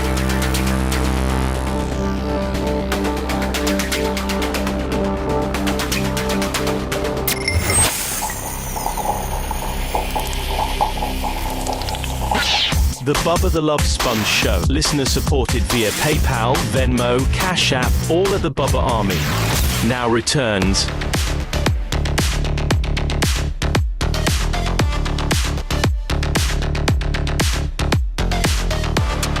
Lummy and I got to tape something probably like 10 or 15 minutes worth of taping right after the show. I mean, we can do it right up there in the podcasting. Well, I mean, we can do it wherever you want to do it. Yeah, wherever you're comfortable. I don't know if we have two chairs up there or not, but I guess we could put one up Well, there. I can stand there while I record. Oh, well, then we can record just like on a. Oh, we yeah, could that's right. We don't have to do it on the we could phone. probably record. You probably could record on one of those cameras. Yeah, probably. But I guess let's see how much Macho has after the show. I don't want to. Don't want to. He's already slammed. Supposedly there's a Frontier technician here right now? I think it's one of our IT guys. Oh. I'm not sure. But the guy sent someone over, so he's here. All right, so we'll be able to. Hopefully. He said he thinks he can fix it quick. I was talking to him in the parking lot. Okay. That'd be great. Hey, so Coben comes to me last night. He goes, doing business. By the way, Coben is his son. Yeah, he goes, doing business And he's the one that business. he's the one that sold all the popcorn and cookies, and he's got a lot. It's stressful. There was a link to that on our Facebook. It's still there. I think he's $70 away from hitting like a $26.50 goal. The next person closest to him in high school is like $230. Coben's like the man. That guy's hot. And he's a senior, and I guess he had eyes on the marching band girl. And she got eyes on Coben. And now Coben is asking how to ask her out and stuff, And supposedly Coben went to your wife, Sarah, and said, Mom, how do I ask a girl, to like go with me or to do something? And did she give him any advice? She won't tell me because you ain't messing this up. So if he would have, well, here's where Coben's messing up is he should have gone to you. He should have gone to Uncle Bubba. Yeah, or Uncle Bubba. That's right. And asked her. I'd have said that to him, our advice. But has he asked her? I don't know that. But he did tell me that being a businessman is stressful. What is stressful? I said, why? Why is that? And he goes, well, I'm beating everybody, and I got an all-time high record, and now people hate on me. Well, now he's got trolls. Yeah, those dudes that thought they were gonna do better than some little shy. He's got a full mullet too, does he not? Yeah. Is that what kids are wearing in school now? Are mullets? My kid. He's got a full red-headed mullet. That's right. He's got all access to my stuff. What's that mean? Like all of your toys? Yeah, everything. Everything I own. He doesn't even, you know what? Listen, Coben's world will become far better once he gets his driver's license. Now, does he get it? Is he 15 or 14? Yeah, he's supposed to be getting his restricted right now, but he don't care about having a license. Yeah, they say now kids don't care about getting their driver's license, and some kids will go like, 18, 19, he goes, 20. I'll have enough money for Uber. And so, like, I remember probably every one of us. No insurance. Maybe not Seth. Seth, were you there on your 16th birthday at the driver's bureau to get your driver's license? No, I didn't get my learner's permit until I was 16. All right, so you were a year removed from it. Not me, man. I was on the day. The day I turned 16, I'd already completed my, my driver's ed. They had driver's ed in school back then. And I'd already completed it, and the day you turned 16, my mom dropped me off at the state of Indiana drivers. What did you drive? I actually walked from high school. Nice. And because it wasn't that far. No, tell me when you did your test. Because I know you really. Back then the schools used to provide cars. Oh, really? Yeah, they had cars, and you would sit, and if it was your turn, there would be a student in the back. There would be two students in the back seat. The instructor would be on the passenger side, and he didn't have a steering wheel, but he had a brake. The car was configured with him having brake pedals. With two brake pedals, so that he could at least stop if it was going bad. And then you had like a little magnet on each side said driver's learning, student driver, and you would take like I think for a month in classroom, and then the written test, and then you would go out for your driving test with the instructor, and you'd get like 15 minutes, and then you drive and have to parallel park and go on to the, do the various parking, whether you could drive or not. And then he would tell you if you did good, if you passed or not. And then you went in the back seat, and your buddy or whoever was your classmate did it. And of mine, I forget who I had. It was me and two others. One of them was a girl, and she could not drive at all. And she was hitting the curb and all kinds of deal. And Mr.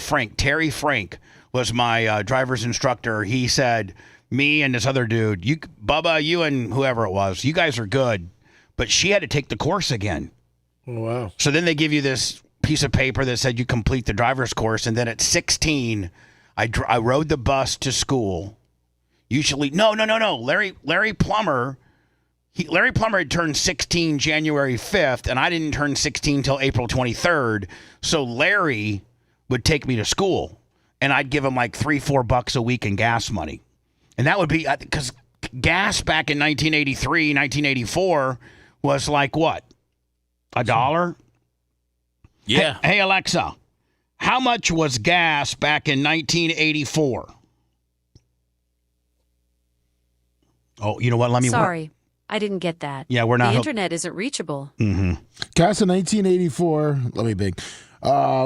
Say it. Let me bing. $1.16. $1.16. So I'd give him like $3-4. He'd pick me up every morning, take me to school and then on my 16th birthday, he drove me to the License Bureau branch. And at that point, all you had to do was take a test. And it was a written test, and it took about 30 minutes. And Larry waited for me. And then $4 every day? No, I give him like $3 or $4 a week. Oh, okay. Like on Fridays, I'd scrounge around for like, 8 quarters and $1 bill, and then I cash and bottles in. Yeah, you used to be able to turn in bottles and get like a nickel to a dime for those things. I made a good living doing that. And then I would and so he dropped me off, and I got my license, and I came home, and my mom, we had a 1972 Chevy, regular Chevy van that had a 350 in it. And it was that was my first vehicle, was a 72 Chevy, yellow Chevy van. That was my first vehicle. And I wouldn't put like a house, like speakers that would be in your house. Oh, nice. I put them in the back, and then I think my buddy had like a Pioneer head unit with like an amp, so we could put my speakers on top when we were out there playing basketball or screwing around. And having your license was like all new freedom. So, like, I can't understand why Coben doesn't want to get his license, especially with all the toys and cool stuff. All the cool things to drive that I got. Yeah, but you wouldn't let him drive your $100,000 coupe. Yes, I would. A brand new driver? Yeah. Where you live is congested and as hard as it is to drive. My mom won't even drive around You'll there. learn how to drive then, won't you? But so he's 15 and hasn't even got his permit yet. No. He's going to realize that chicks don't want you to come pick him up. I told him if the chicks don't want to do Uber, she goes, oh, well, you know what? You meet the right one, she'll meet you there. He's right. I'm going like, you keep that attitude up and you'll get the right one, because we're afraid he's going to find a girl, fall in love with her, that, whips him. Makes him do things and stuff, Gets his first piece of ass, and next thing you know, everything's locked up. Yeah, you know what I'm saying? Supposedly, Iran has now claimed that they have 1 million fighters that are primed for a U.S. invasion as new hardline government demands chilling nuclear escalation. Now, this is from the Daily Mail. Is this true? And is there anybody that's got 1 million troops? I mean, maybe China, or maybe, They ain't got no 1 million troops. And when the first 2,500 fall down on the front line, the back 25. The Iranian hardliners running Tehran since Donald Trump killed the Ayatollah are now ramping up calls to build a nuclear bomb as the regime claims it has 1 million fighters on standby for a ground invasion. Leaders of the Islamic, whatever, how you say that? False news. Islamic Revolutionary Guard Corps. That doesn't even sound real. The Islamic Revolutionary. That's IRGC. That's their head military. Are now considering publicly pursuing a nuclear weapon in defiance of the U.S.-Israel attacks. Following the death of the supreme leader at the start of the war, the IRGC hardliners have become a dominant force in the country. Trump claims to have wiped out the Iranian hardline mullahs. But the Islamic regime is proving to be a hydra, with each new head tougher and more intent on vengeance than the last. The regime has long denied that it would pursue a nuclear bomb. No.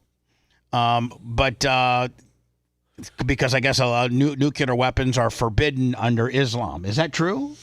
It says, and they live according to Islam very strictly, do they not? It says that their propaganda they've been feeding into the country is they're recruiting Iranian youth Iranian state media, meanwhile, claims that more than 1 million troops have been mobilized in preparation of a U.S. ground invasion to reopen the Straits of Hormuz. The buildup comes amidst growing threats from Trump to seize Karg Island, a key oil hub that helps control the vital waterways. So it looks like the Iranians are going to be bringing in some teenagers. Teenagers? Yeah, it looks like the Iranian youth are going to be joining the army. Made to join the army. And then we're going to be killing kids. Well, then we're dicks. I mean, they're the first ones. What do? They chose. Do you put 30-year-old men up front as your front line, or do you put the 16 and 17-year-old kids that you're making be there? Or are these kids wanting to enlist because the propaganda against our country is so bad and they hate us so much that they're like, you don't have to even make me do it, I'm signing up? According to the Iranian state media, they're wanting to sign up. The youth are wanting to sign up. Suggested that we'd knocked out Ayatollah. Trump actually called into Fox. Yeah, he did a 44-minute Seth, he's doing interview. he's doing phone-ins now, like Kurt Morgan. He's got some good bits too. You kind of suggested that we'd knocked out Ayatollah Jr. Have we? And did the CIA tell you that Ayatollah Jr.'s gay? Well, I don't know if that's like come on, Jesse. Let's stick to what's going on here. He did say that, but I don't know if it was only them. I think a lot of people are saying that, which puts them off to a bad start in that particular country. You know, I sort of have to smile to myself when I say I see people trying. Do you think Trump, Seth, calls Fox, hey, it's Donald, I just want to let you know I'd like to be on the 5 today? It looked like he did a few different interviews yesterday. Like different networks? Yeah, I mean, he's he definitely does. He makes time for the media, which when there's stuff like this going on, you got to appreciate. But he goes into some great bits though after Jesse sets him up with this gay Ayatollah. Defend the Palestinian. Is he going to a whole big spiel? He starts getting into gays for stand-up deal. No, he starts getting into gays for Palestine. Yeah, Palestinian regime for women for Palestine, but they kill women if you don't wear a certain group of. If you don't wear certain cloth all over your face, you have no chance of living. And, you know, when I look at gays for Palestine, but they kill gays. They kill them instantly. They throw them off buildings. And I'm saying, who are the gays for Palestine? And they have Isn't that also a bit that Alex Stein was doing? Sometimes it seems like it's an impersonator that is doing it, but it's him. I thought that. Significant amount of gays for Palestine. Now, I think I did very well with the gay vote, okay? Hold on, he wants to make sure you know. Hold on. Amount of gays for Palestine. Now, I think I did very well with the gay vote, okay? I even had blacks, gays, it doesn't matter. They all love me. Hispanics, immigrants, Jews, they all love me. They all do. I even played the gay national anthem as my walk-off, okay, for my campaign. And I think it probably helped me, but I did great with no Republicans ever gotten Republicans ever gotten the gayness that I am. Number one with gays. Just want to let you know. No, even rapping Ronnie Reagan didn't do as good with the gays as I did. I'm really good with the gays. But I did great with no Republicans ever gotten the gay vote like I did, and I'm very proud of it. The gay vote. I think it's great. Perhaps it's because I'm from New York City. I don't know, but the gay national anthem was my walk-off, and I think it probably had. But think of it. Gays for Palestine, but they kill gays in Palestine. So when they hear that, I think probably we can talk them out of it. It shouldn't be too hard. He did 44 minutes of that, Bubba. He did 44 minutes? Yeah. 44 minutes. Really? Yeah, I thought what Seth said, I watched like the first 25 minutes, and I thought it was an impersonator. Yeah. The stories he went into. Yeah. Now, what type of mom... Now, you see this all the time with these women that are disgruntled and they've been married to these guys and they don't love their husbands and their husband has like a $5 million life insurance policy and they hire a hitman, which, listen, I don't know that Gene probably dabbles in this world more than we do, and I don't really know that there are some people that are legitimate hitmen that Gene could probably find you. But chances are, like, this is not a. It's. Why are you putting Gene in the hitman liaison community? Because if somebody really needed a hitman, Gene could probably I could put bring one. you in the right direction. Let's just say that. But otherwise, the person that you're talking to, he's a cop. Because you never see any of this work out. Nobody ever has their husband. The guy that does that don't talk. Right. Wait, you don't think rentalhitman.com is a real site? No. Is that where she went? Yeah, she went to rentahitman.com. No way. Yeah. No, that's a direct internet connection to your local FBI agent. Yeah. Yes, he's Rent the Hitman. Miami. Now, so hold on. This, and again, we get into various articles where women try to hire hitmen, and it's always the FBI or the cops, and they catch them, and it's always their, husband of 15 years that they hate, and he's got Craigslist was a good spot back in the day to find a hitman. Yeah, or back page, right? Bubba, you got to go on this site. So this, let me figure. So usually, it's some disgruntled woman whose husband's a piece of shiz, and she's been abused or he's cheating. Never. What kind of woman hires a hitman to kill their 3-year-old?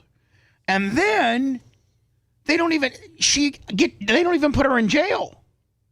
They don't even put this woman in jail. I mean, what kind of monster bitch are you?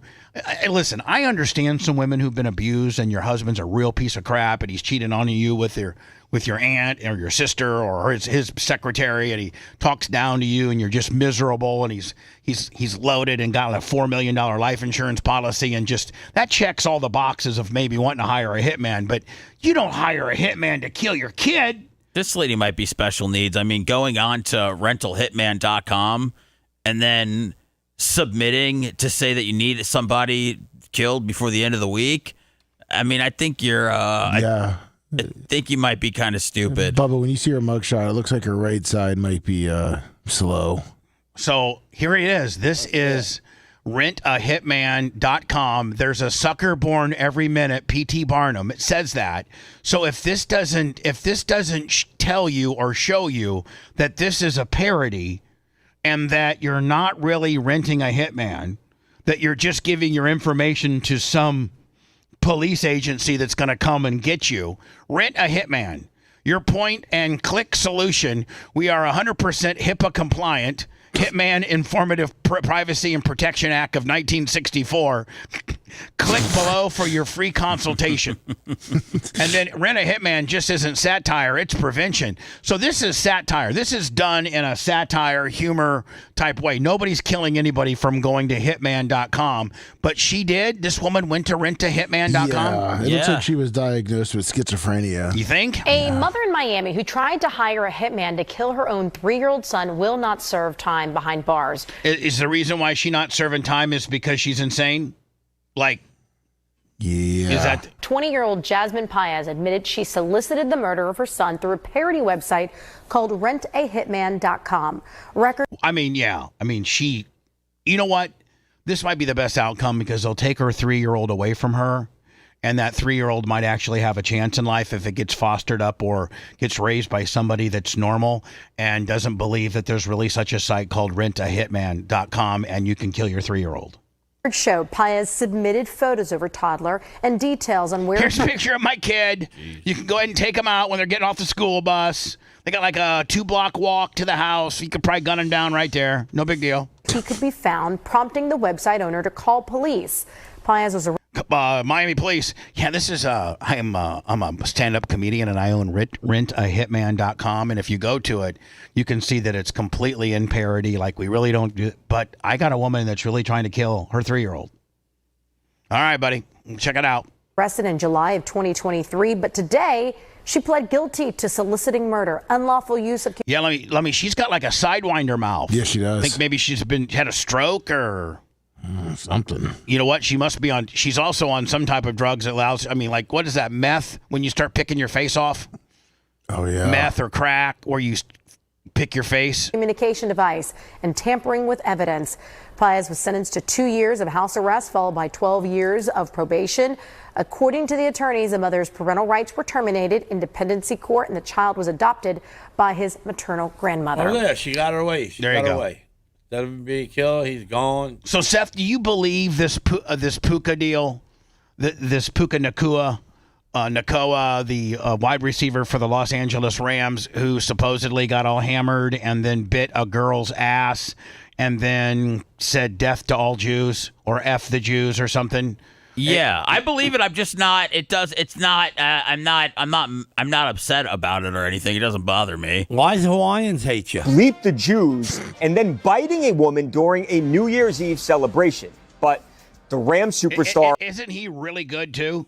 Oh, yeah. I mean, like, really good. Excellent. Devontae Adams is wide receiver, too, in this whole thing, isn't he? Yep. Claims those allegations are total nonsense. I'm Michael Babcock, and this is a Minute with Mike. Hi, Mike. How you doing?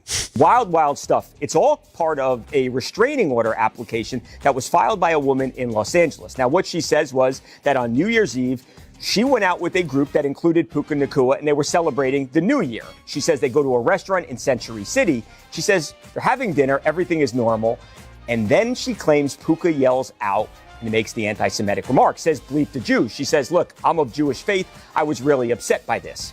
Dinner goes on. What would provoke him to even say that, though? Like, just out of thin air? F the Jews. Why would that even be something you'd even say? Do the Mormons have a problem with the Jewish people? I don't know. He's been caught up in some. He got accused of doing some anti-Semitic stuff on stream with Aiden Ross. What's his nationality? Is he Hawaiian? Is he Samoan? Is he Mormon? I think he's Samoan, but he's Mormon. He was raised in the Mormon church. He went to BYU. Do Mormons and Jewish faith not get along? Can we both just get along here? Sure. Mormons want a bunch of wives, and the Jews just want to be left alone? Yeah.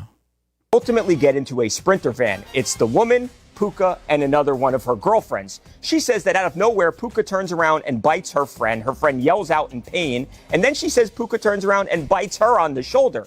She actually included a photo of her injuries in the restraining... Well, now, Gene, here's the deal. I'm going to really pull this one out of my ass. I think I'm going to impress each and every one of you, even Seth Kushner. But does anybody know what a person is called, their title, that can analyze bite marks? I do. Because I followed the Westminster 3 case very, very closely, and a bite mark was in play as some of the evidence, and it's called a forensic odontologist.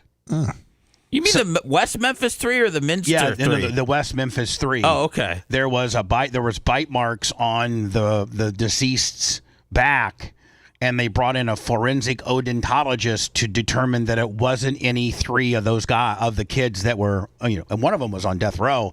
They've all since been released, but it's a forensic odontologist. So they would get a forensic odontologist to take an impression of, they would probably give Puka like a mouthpiece or something that's malleable and have him bite down on it, and then they would match that to this.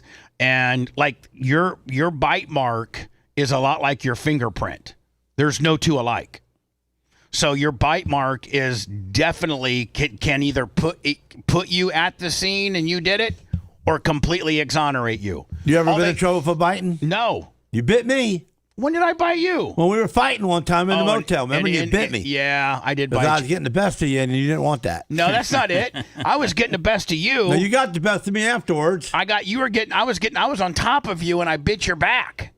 I don't remember what part, but I said, man, order application, and you can clear as day see teeth marks. Now, nothing else. And Gene, who's the expert that could have put those teeth marks on me? What are they called? I don't know. A forensic orthodontist. Odontologist. Happens the rest of the night. However, she does then go about a day and a half, 2 days later, and file a incident report with police. Puka has not been arrested. Now, as for Puka's side of things, his attorney tells us it's just utter nonsense. That fine, maybe he bit them. They were horse playing around. He says, look, she was not seriously injured at all. The marks went away minutes later. He does say, though, however, he did not say anything anti-Semitic. They claim that is complete nonsense. All right, I did bite her, but I didn't say anything anti-Semitic. I'll take the bite mark, but I didn't say anything bad about Jewish people. And they believe that this woman is trying to shake Puka down for millions and millions of dollars, all dating back to that Aiden Ross controversy with the anti-Semitic. Seth, this is what you were referring to, right? Yeah. Yeah. And he had a anti-Semitic issue with Aiden Ross, supposedly. Yeah, I think they're going to show it right here. Last year. So she's made her claims. Puka says this is not true. Now, a judge looked at all of these allegations and said, I can't grant this restraining order right now. And he has ordered everybody to appear in mid-April. Possible the restraining order is granted. As of right now, it has been denied. All she has to do is get a forensic odontologist. They said the mark went away a couple of days later, and she didn't even press charges. Yeah, well, if she didn't document or Right. well, she's got a picture. Though, if that's the picture indeed There's of the no way bite that's mark, the picture. If that's the picture of the bite mark, then they potentially could do a forensic odontologist deal. Potentially, if that's the picture. So they're getting into the band. She stuck her butt in the air. Here it is. This is the actual. So bite it. This is Puka, and he's passed out. Oh, she's gonna And stick her butt on his face. Seth, I think this is the girl that's in question that's doing the twerking. I think.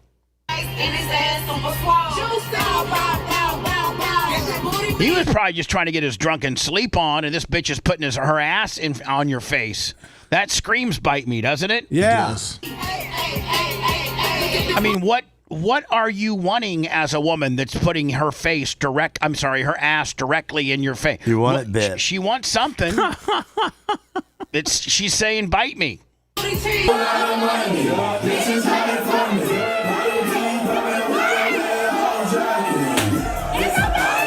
I think this is him at the club earlier that night. Lummy, is this the way clubs are now, where people hold these signs? Yeah. Down in Like if Miami. you got bottle service, they bring these big marquee lit signs up and Keep being bad. Keep being a badass, or guy's got a big spade, a lit up spade sign.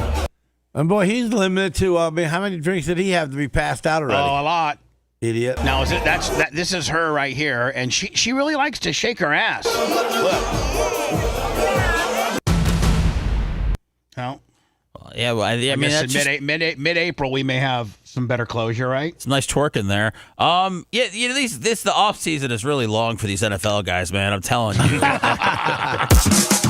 If you want a deep dive into the Bubba the Love Sponge show from the past, go to BubbaArmyHQ.com. We'll be back after these words.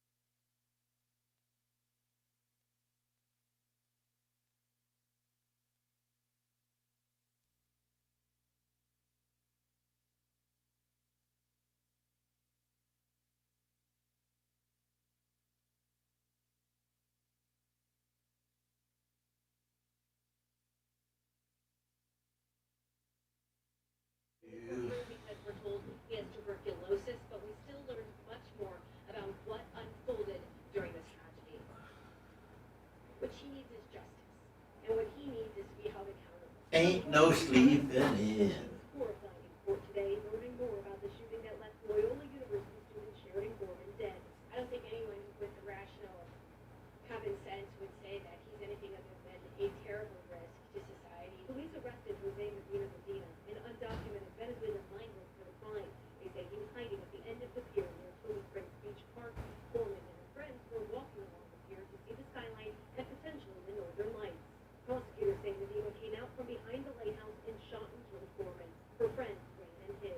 They say security video tracked him back to his apartment, where a building engineer identified him to police. Inside, they found a .40 caliber handgun matching the bullets to the one that killed Gorman. Records show he had a misdemeanor charge in 2023 for shoplifting and never showed for court. A warrant was issued for his arrest. When we have individuals who choose to engage in dangerous criminal behavior here in this country, if they are non-citizens, we should not give them welcome. We should not give them sanctuary. Alderman Raymond Lopez hopes this will spark change in the city. DHS launched a detainer request asking Illinois officials to not release him. Governor Pritzker said in part, violent crime has no place in our streets, and we expect the alleged perpetrator to be held accountable to the fullest extent of the law. The Trump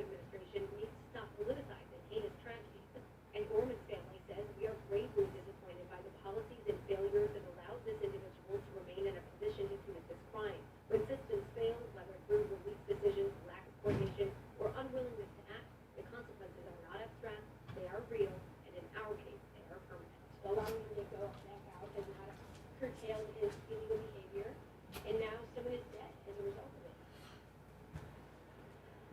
And because of his hospital stay right now and his illness, the full detention hearing is delayed. That's now chalked.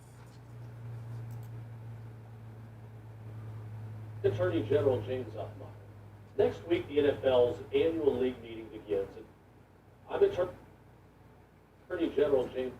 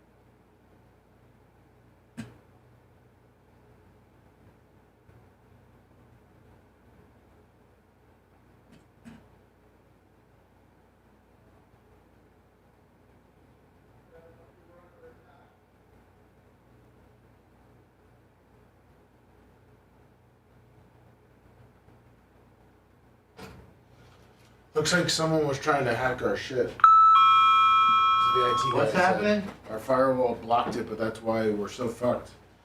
We were getting attacked. Someone's hacking us? Yeah. Cyberly. No. Yeah, that's what the guy's saying right now. Our firewall blocked them, but they fucked up the firewall. Really? Yeah, they're trying to shut down Gene Oscar. That's what he's saying. These fucking trolls, man. I'm just fucking telling you. You gotta be fucking No, Gene, this is the kidding. kind of fucking world we live in. We got fucking trolls that try to hack into our fucking server and take us completely out. Thank God we have some pretty good systems in place, right, Lubba? Yeah, that's what I'm saying. Thank God Boogie and like we have some pretty good.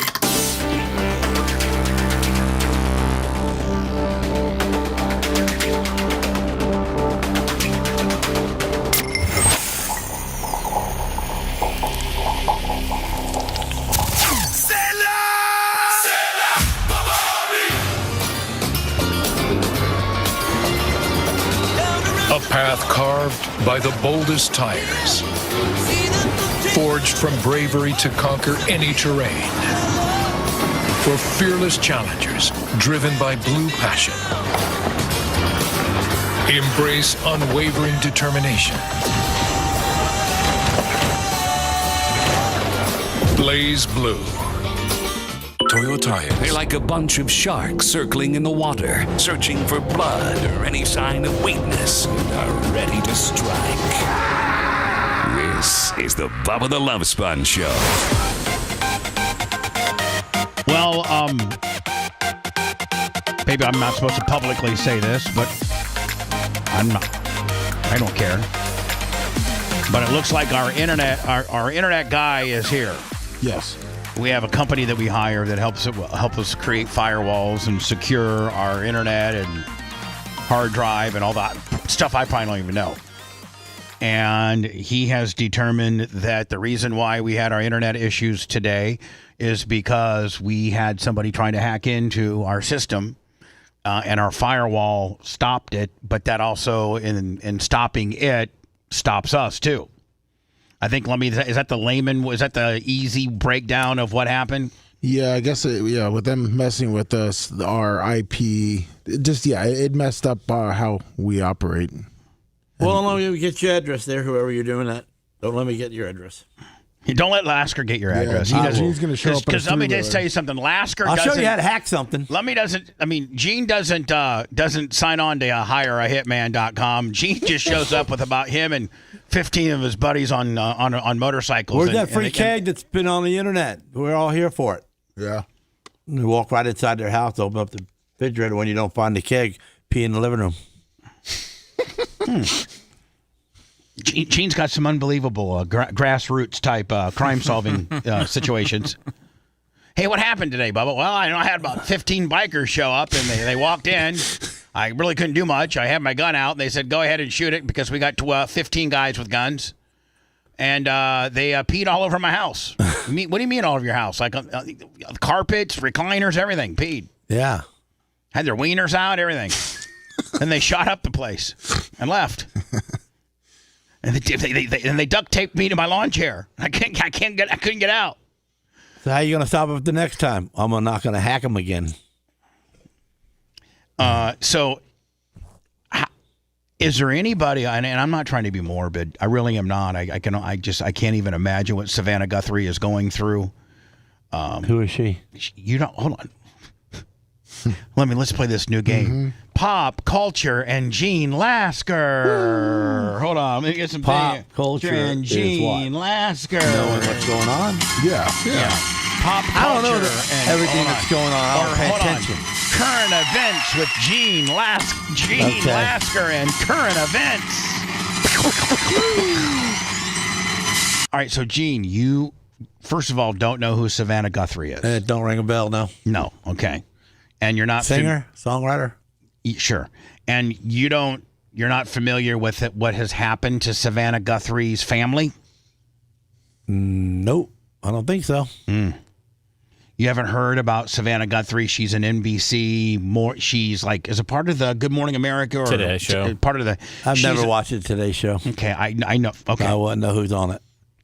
She's a co-host on the Today Show. Okay, and her mother lives in just out. Is it outside of Phoenix, Seth? Outside of Phoenix? Then the pink house in the desert. What's that? And she's missing. The pink house in the desert, and the lady's missing. Where's the pink cows in the house? The house is pink, ain't it? She has a nice house. Yeah, and she killed her mom. What's that? What's your philosophy? She killed her mom. Savannah did? Yeah, it's an inside job. Otherwise, they'd find somebody. You got it all figured out, don't you? Yeah. Yeah. Phoenix you police. waterboard her, and she'll come to. You and the outlaws bust into her house, pee on her recliner. She's talking like a canary, huh? Yeah, that's right. She's telling herself. So enough of Gene Lasker. Yes, Gene. This Savannah Guthrie is a co-host on the Today Show. What do you think happened to the lady? Well, I was going to ask everybody. I'm not trying to be morbid, and I'm not trying to be disrespectful, and I'm not trying to be negative. But is there any of us that think that there's a glimmer of hope that she's still alive? Savannah Guthrie's mom. No. I don't think so either. I think she's dead. And I just want to know what the point, like if it's what the point was.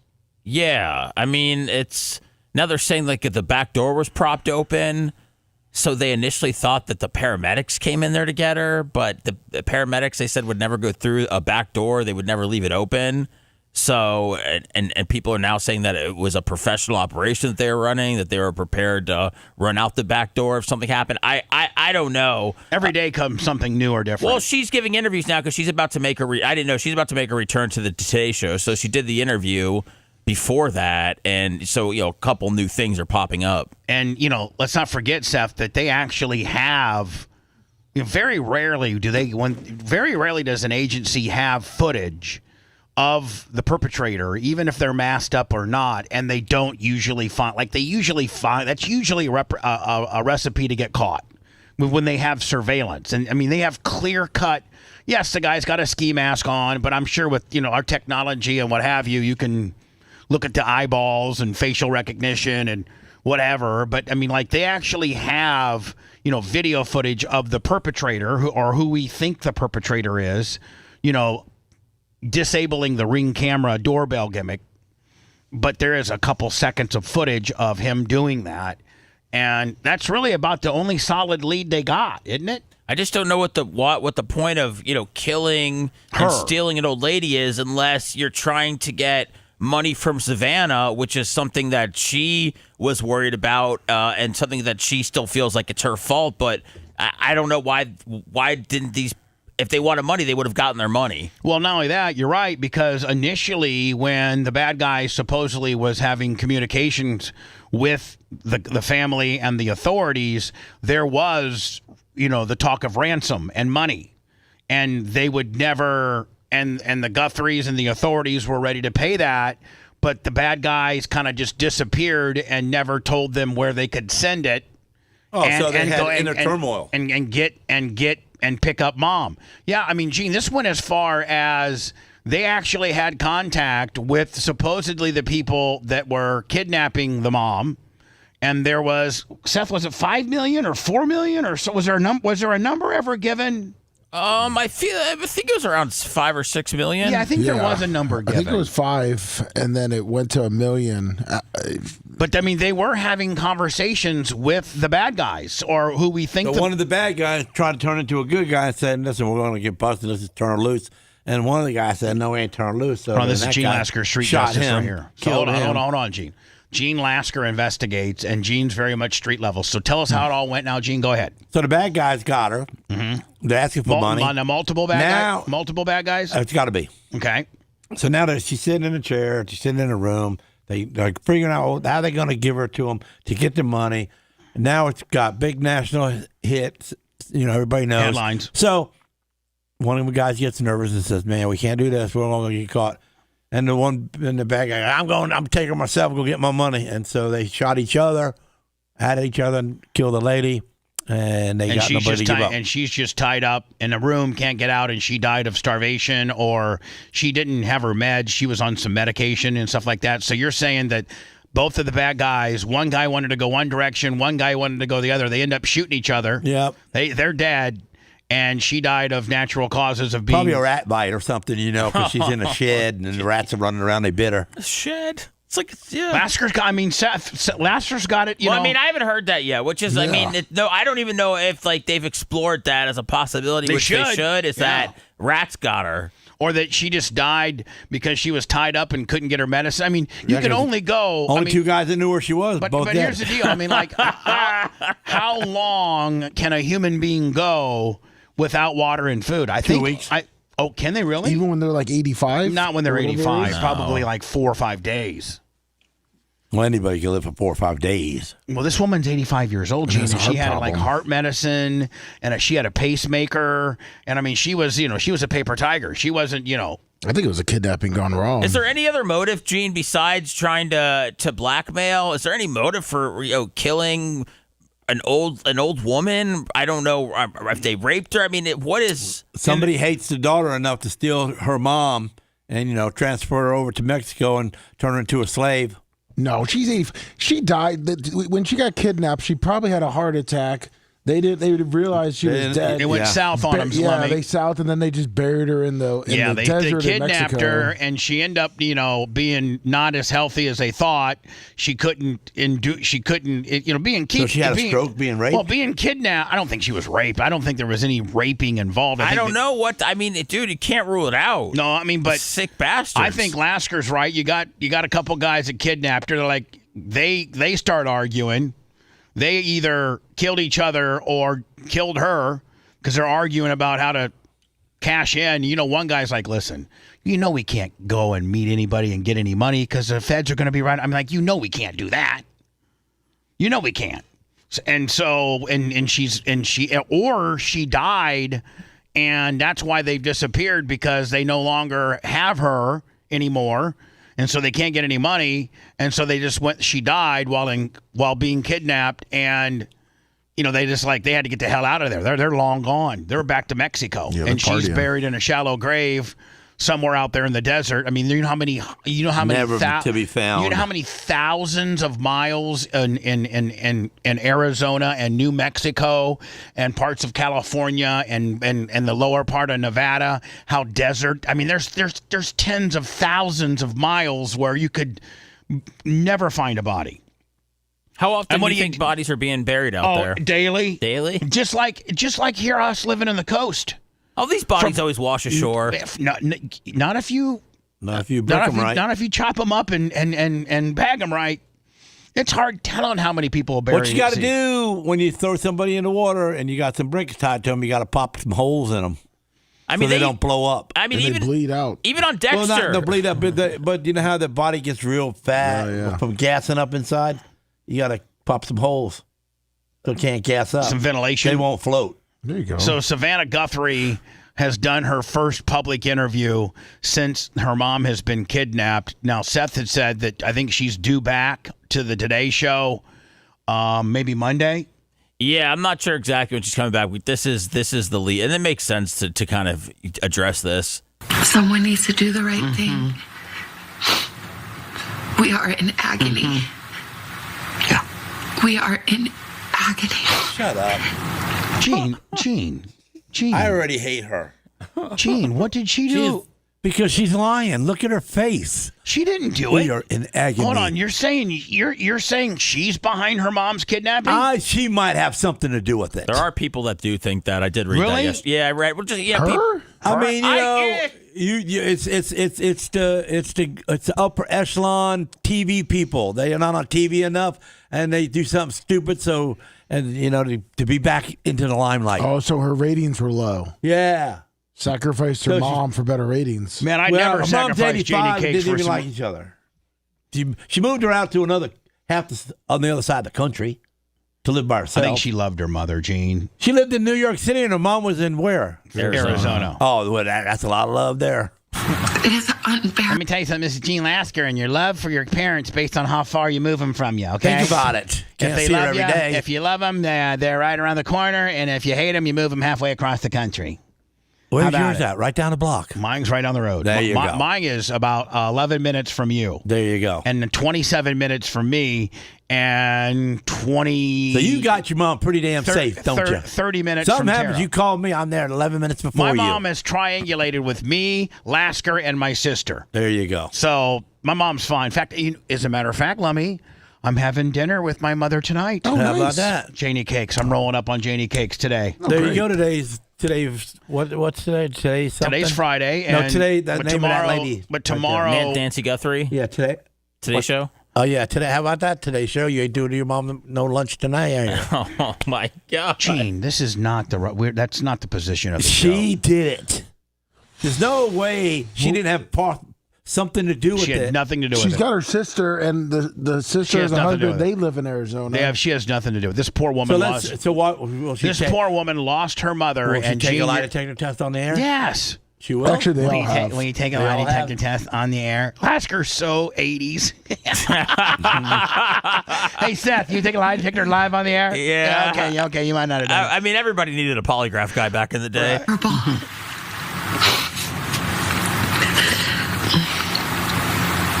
Oh, you cry too, Black Lady. Go ahead. And to think You cry too, black lady. Is Huda black? I think Huda's half. Huda? of what she went through. I wake up every night in the middle of the night. And you have to pee. So what? Every night. We do too. I wake up in the middle of the night too because I gotta pee. My prostate's not like it used to be. Woo! And in the darkness, I imagine. I just hope they find her, and so Me we get too. so we get some closure on this deal, and we can show that indeed Savannah Guthrie had nothing to do with her poor mom's kidnapping. Hey, people keep their ashes and then put them on the mantelpiece. You ever think about keeping their skull? Her terror. Gene, what in the hell are you intimating? Jesus. The views and opinions made by Gene Lasker are not necessarily those of our advertisers or this radio station. It's like a gator head. Listen. So anyway, Hey, the I gator got my, heads go for some big bucks. I got my mom up there, and as you can see, a lot of people like to do an urn gimmick, but I got my mom's actual skull. I went to I said, listen, let it go ahead and pull the meat off of it and then let it get down to the skull. Yeah, bleach it. Wash it all up, bleach it, paint it white because, natural bone ain't white. And then I'm going to put there up there by Coben's #1 salesman of the Popcorn Gimmick Award. Yeah, see? Coben sales award. And then there's Mama right there with the skull. Mama had big eye sockets.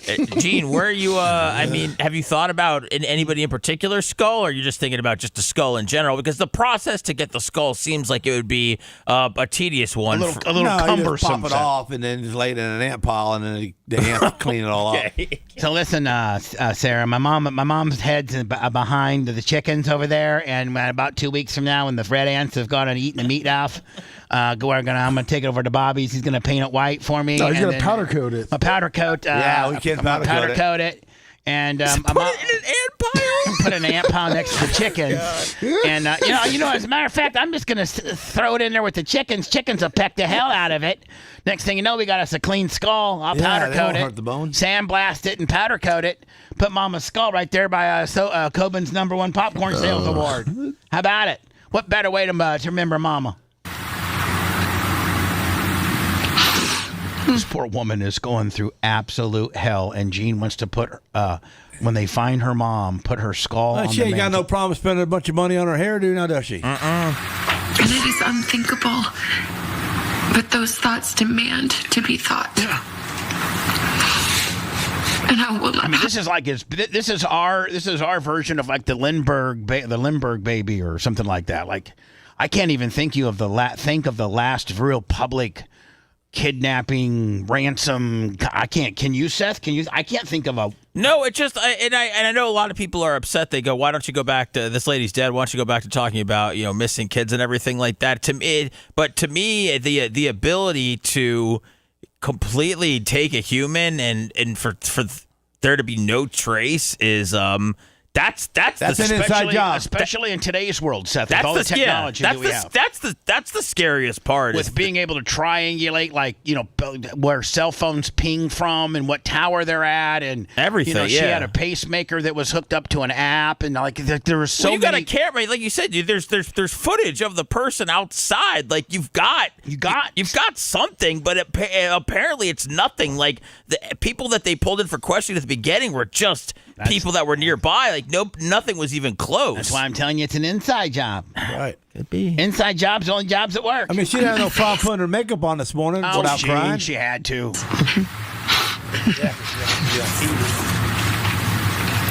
That she needs to come home now. Yes.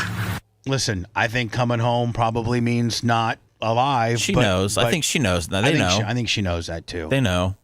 And finally, before I go into words, I don't agree with this. I'm Attorney General James Uthmeyer. I think this is by the way, this is the Florida U.S. This is the Florida Attorney General. This is the highest ranking lawman in all of Florida.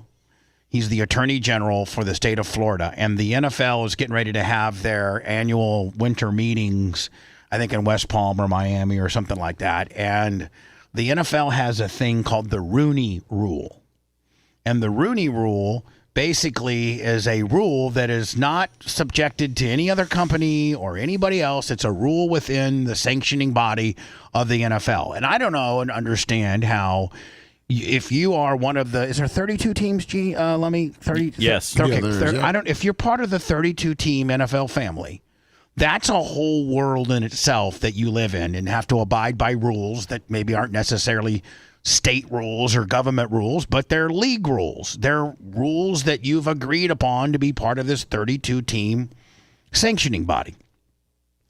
And I don't know how and the Rooney Rule is a rule that makes teams have to interview a certain portion of African Americans or minorities for every position they have available. And female candidates. Female and minorities, you have to interview a certain portion of it requires. Not for head coach, Lemmy, right? Not women don't have to be interviewed for head coach. For minorities do. Yeah, minorities for coaches and females for senior level roles. Okay. So that's the NFL rules. Oh, they're not talking about play. That's no.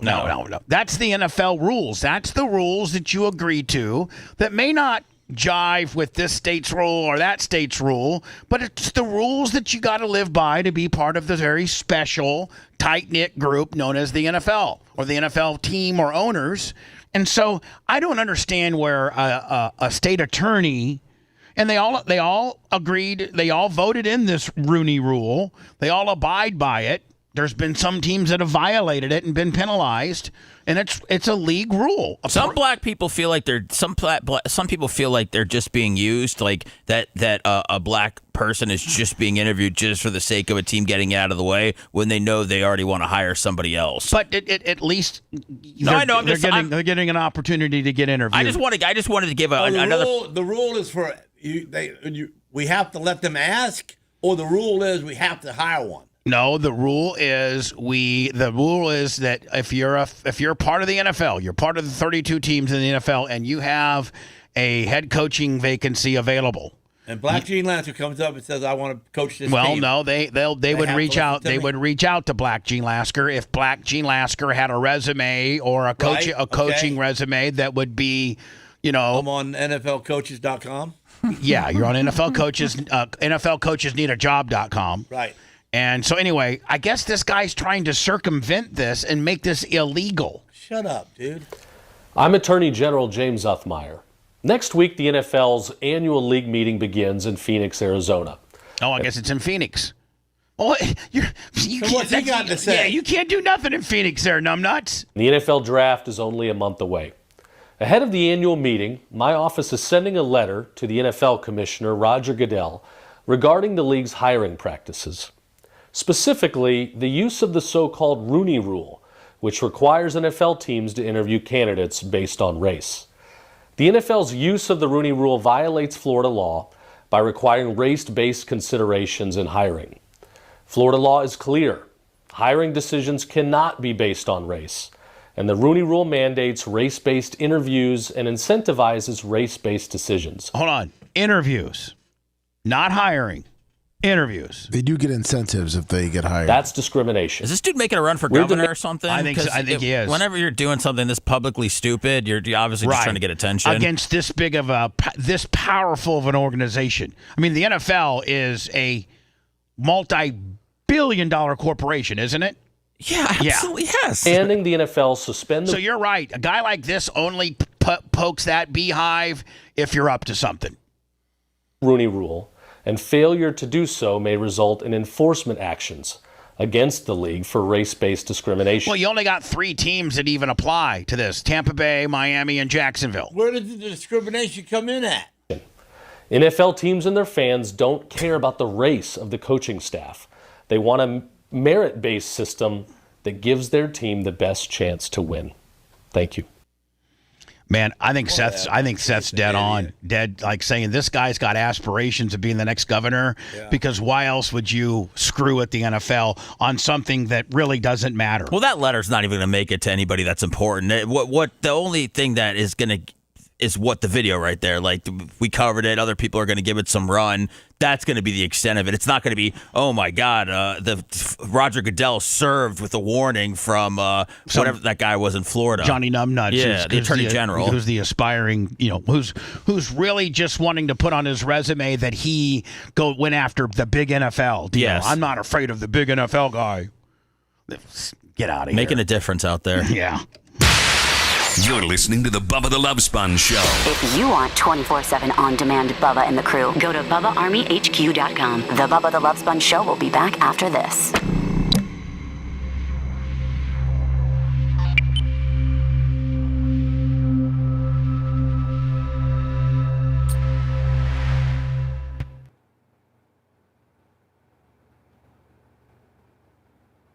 Oh man, a helicopter just crashed in Hawaii. Sightseeing one? Let's see. 3:45 p.m. Officials confirmed. Multiple dead and injured. It doesn't say right now.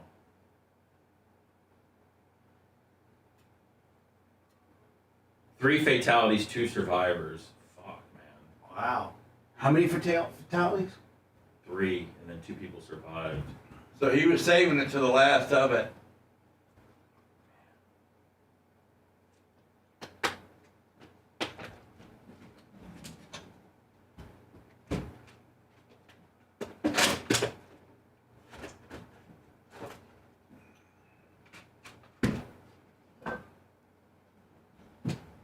You see that guy roll up on John Cena singing to him?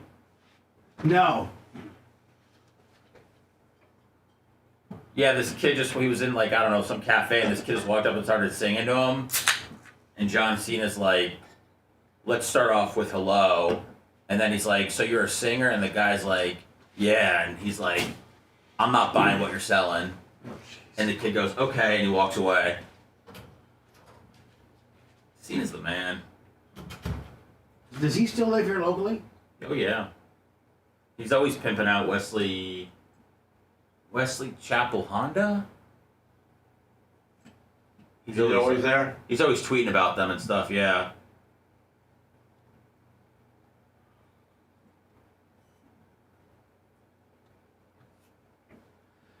I see him at the barbecue place on the weekends once in a while. He never, in all of his interview stuff, he never talks about like living here or anything. Yeah, he never does. Ever. He never puts the area over. He hates me. Why? Because I've been a dick to him. Because he's a make-believe motherfucker. Because he's a make-believe motherfucker. That's right. He's a make-believe motherfucker. I said, man, Hogan's been dead for a year. And you ain't got no more popular. Damn. He's retired. He's done. Yeah, right, Seth? I mean, he's done. Back. Yeah, he retired. Yeah, Cena's done. He's building a brand new place to park his cars. Next door, he bought the property out and mowed the house down. Now he's building a garage over there. Oh, is he? To park all his hot rods. And then the second floor is going to be gym. I said, so I told him, I said, so you're building a second floor gym, huh? How you going to get up there? Elevator? Is that what you saw him that? You told him that? I told him that right there. We're sitting there eating. Oh, I'm beside he's sitting right there. I'm sitting right here on my table. So I butted in. So what did he say? Did he say what he's doing? No, I said, I see you building that new house. I mean, I live on the other side of the lake from you. Man. And I said, so I heard that's where you're going to put your little specialty cars in there and a gymnasium on the top. Just give me a nod. Why you going to put it on the second floor? You're going to have to take an elevator to get to it. Shit, you can't climb steps. He didn't answer me after that. Did you know that, Bubba? No, I don't have any fucking idea. It's nonsense. He's got an interaction with John Cena about his... I've had an interaction with him like 3 times now. One time getting gas. He's building a car fucking enclave. He knocked the house down next to him, which was about, I don't know, 5,000 square foot home. 7,000 square foot home. Jeez. Beautiful. How many cars does he have? I don't know. Oh, I think he's got a pretty extensive collection. He looks like he's into like sports cars. Yeah, he's into like the high end shit like Diaco. Like Ferraris and... I've never seen him in a Ferrari. He's a big motherfucker. Thick? You said big or thick? Big. Yeah. Seems like a hell of a guy. Who? John Cena. Oh. I seen him at Hank's barbecue joint. Yeah. I said, damn, Cena, Hogan's been dead for close to a year now, and you ain't no more popular than you used to be. He probably cringes when he sees Lasker coming. Maybe that's why he doesn't talk about where he lives anymore. He's like this one guy. If there's any more guys like him.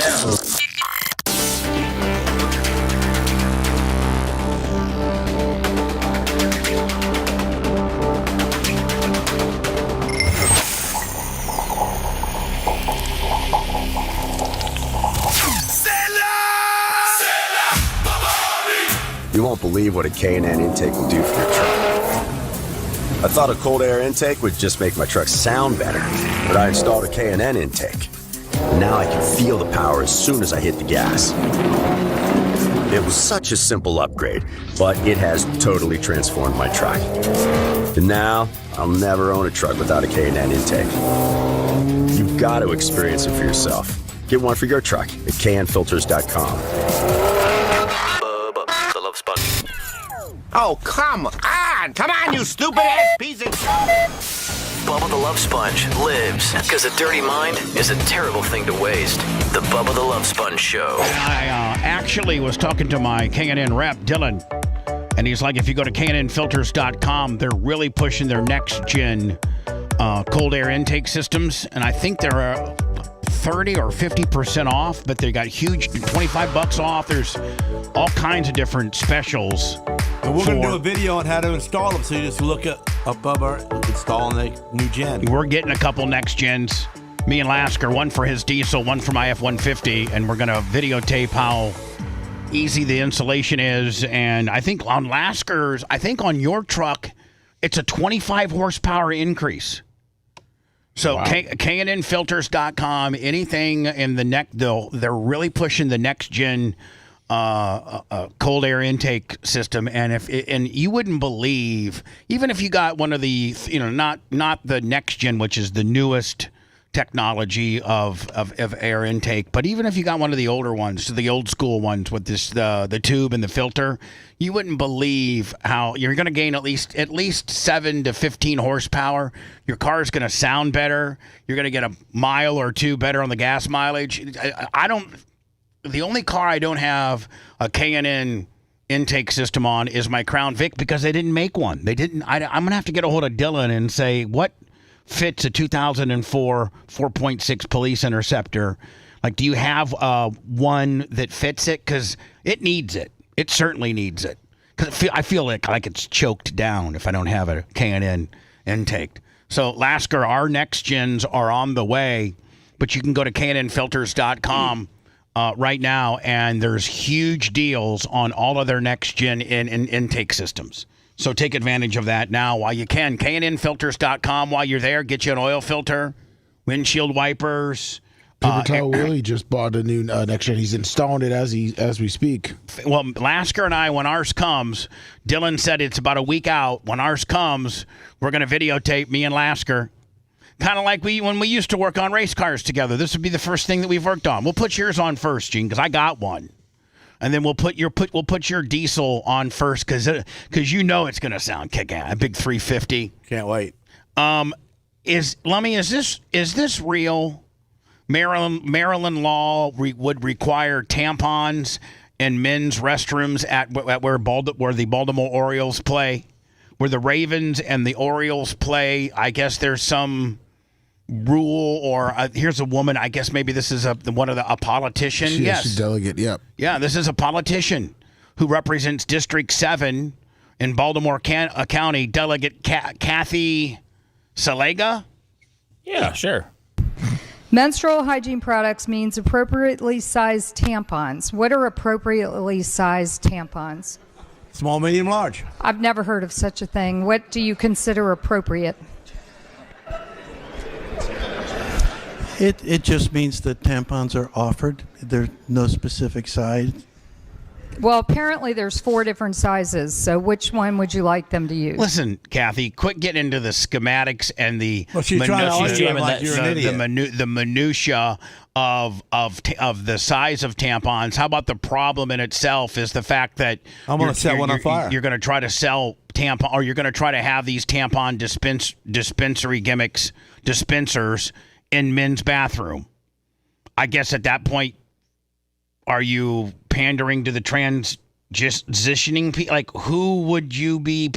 Even the trans won't use it yet because they got wieners. Right. I don't know that.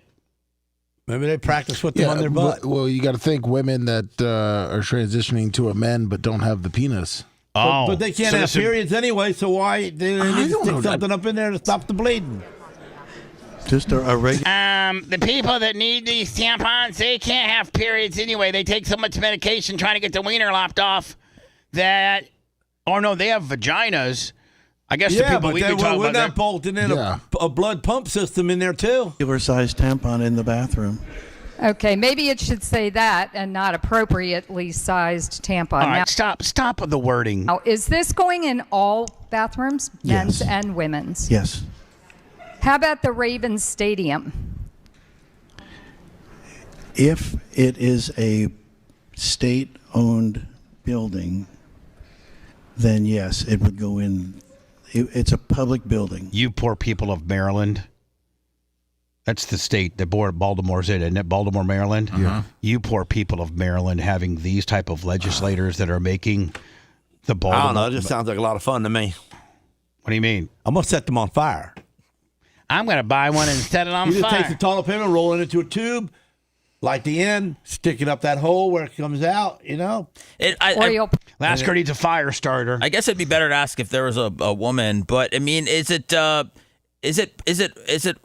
wrong to carry around a tampon? Is that no? I mean, I think most women do. I think outlaws do. What do you mean? case my brother gets shot. Oh. Stick the tampon in that hole till we can get him to somewhere to get fixed. We got tampons, but it's for getting shot, not having a period. Maybe that's why they're doing it in Maryland. No, listen, Seth, and all the women I've been around, for my mom, my sister, people that I've dated, married, whatever.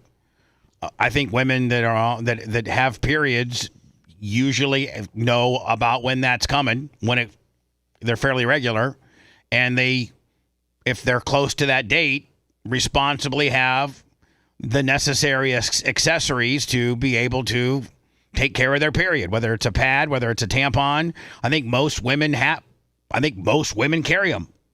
I don't think most women are caught by surprise. They keep a spare in there just for a friend. Yeah. Well, if it applies to the Raven Stadium, it would also apply to Orioles Park. I guess Pimlico. Man, what is our world coming through? I don't know. Sometimes people get embarrassed to ask and tell their partner, hey, I don't have any tampons, I ran out. And if you have a loving boyfriend or a husband, wait, there's some in the men's bathroom, I'll go get them. I don't think that's ever happened to me in my entire life, where my significant other, woman, has turned to me and said, honey, I ran out of tampons. Can you get me one? I've been like, no, that's not part of my deal. My deal was to make sure the car had gas in it and to drive us to this destination responsibly and I'm a man. I'm a man. I don't do tampons. Now I would go. I have once for Heather when she ran. I went to the store and bought some, but we're not going to the Packer game and going to get it. What's that now? Are sudden periods like something that's sweeping the nation? I mean, with having to put tampons everywhere, it's not, to me. It's really not about. So this delegate, Tiffany Alston, she said that there's a growing need for unisex bathrooms, and that women sometimes which have is problem number one, because you're going to get a bunch of weirdos in there trying to look at kids. Yeah, they said women usually have to then use the male bathrooms at a necessity, and that biological men do have menstrual cycles, and trans men. There's a growing population of transgender men who do have a menstrual cycle, and trans men often use the male bathrooms. There's some conversation about transgender women using men's bathrooms, said one of the representatives. So I've been dubbed. So I've dubbed this bill's. Listen to what it's called. So I've dubbed this bill "Tampons for Timmy." Oh my God. Because it explains what the bill does. This puts tampons in men's bathrooms across the state of Maryland, including the Raven Stadium, Orioles Park, men's prisons. I just think it's very, very expensive and mostly important, totally unnecessary. Tampons for Timmy. A bill analysis indicates a reliable cost estimate is not feasible without more information, said Channel 11.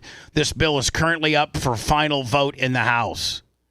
Can you believe? If this thing doesn't get shot down, even if you listen, I'm not for transgender people being in the opposite sexes that they're trying to become's bathroom.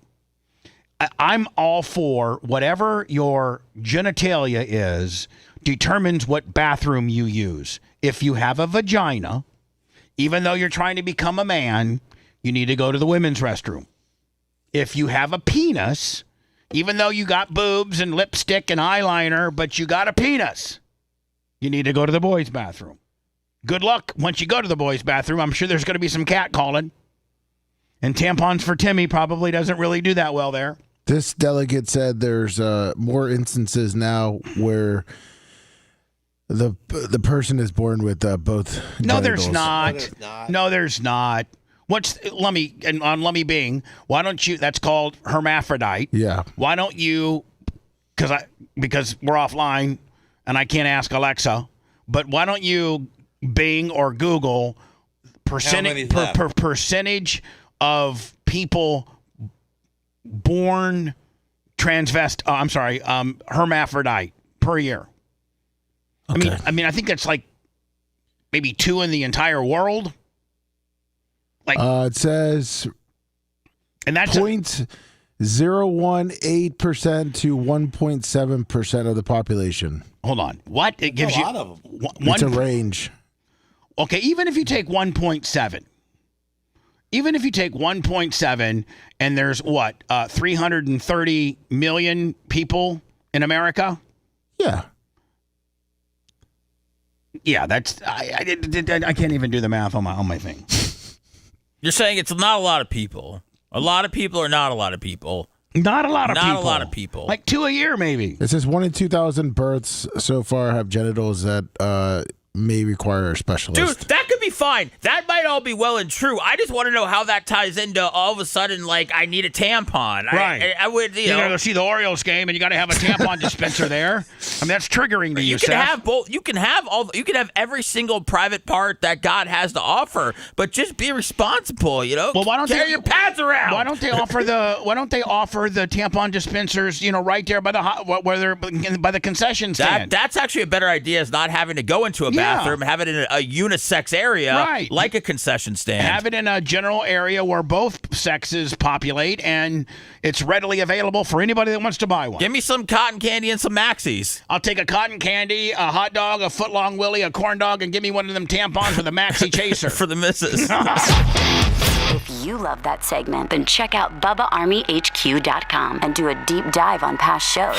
The Bubba the Love Sponge Show will be right back.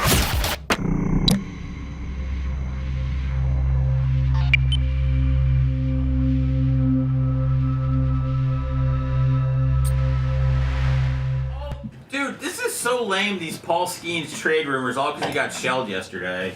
Well, they also were tweeting at his girlfriend asking if she was on the market now. Who was? Who was tweeting Levy down? The Mets? No, like just fans. Just go. Asking if she dumped him because he had such a poor outing. She's really a good sport about everything. They said she signed autographs the whole game, even after even after Skeens got pulled yesterday. Said that he just.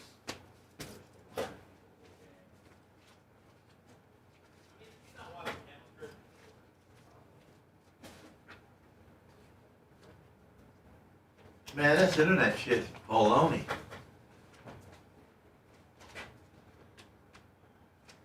Oh, we're not getting no money because of it too?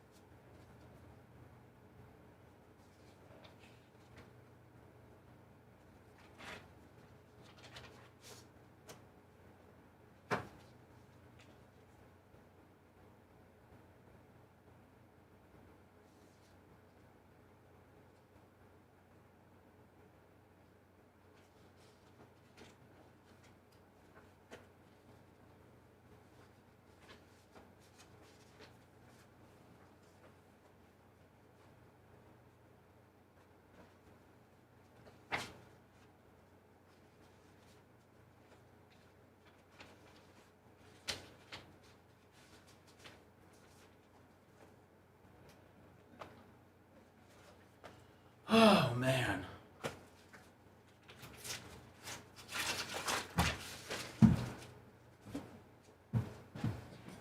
Ooh. Oh.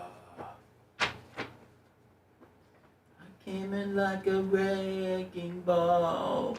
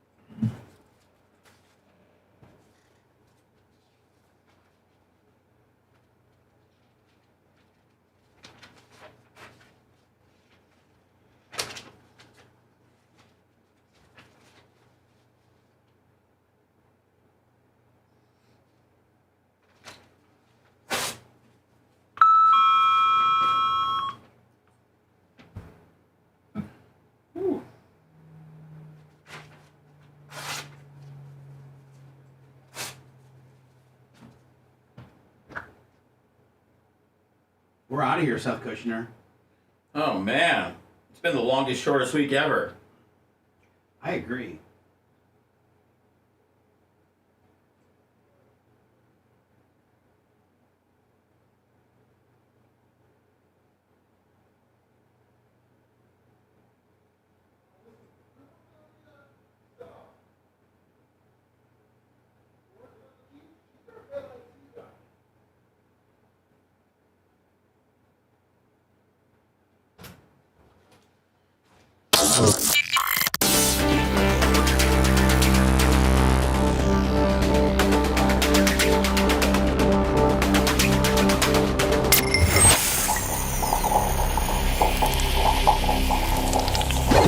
Well, explain yourselves. Just like a six-pack of cheap Yiddish beer. Surprise me. You look like a typical low-life character to me. The Bubba the Love Sponge Show.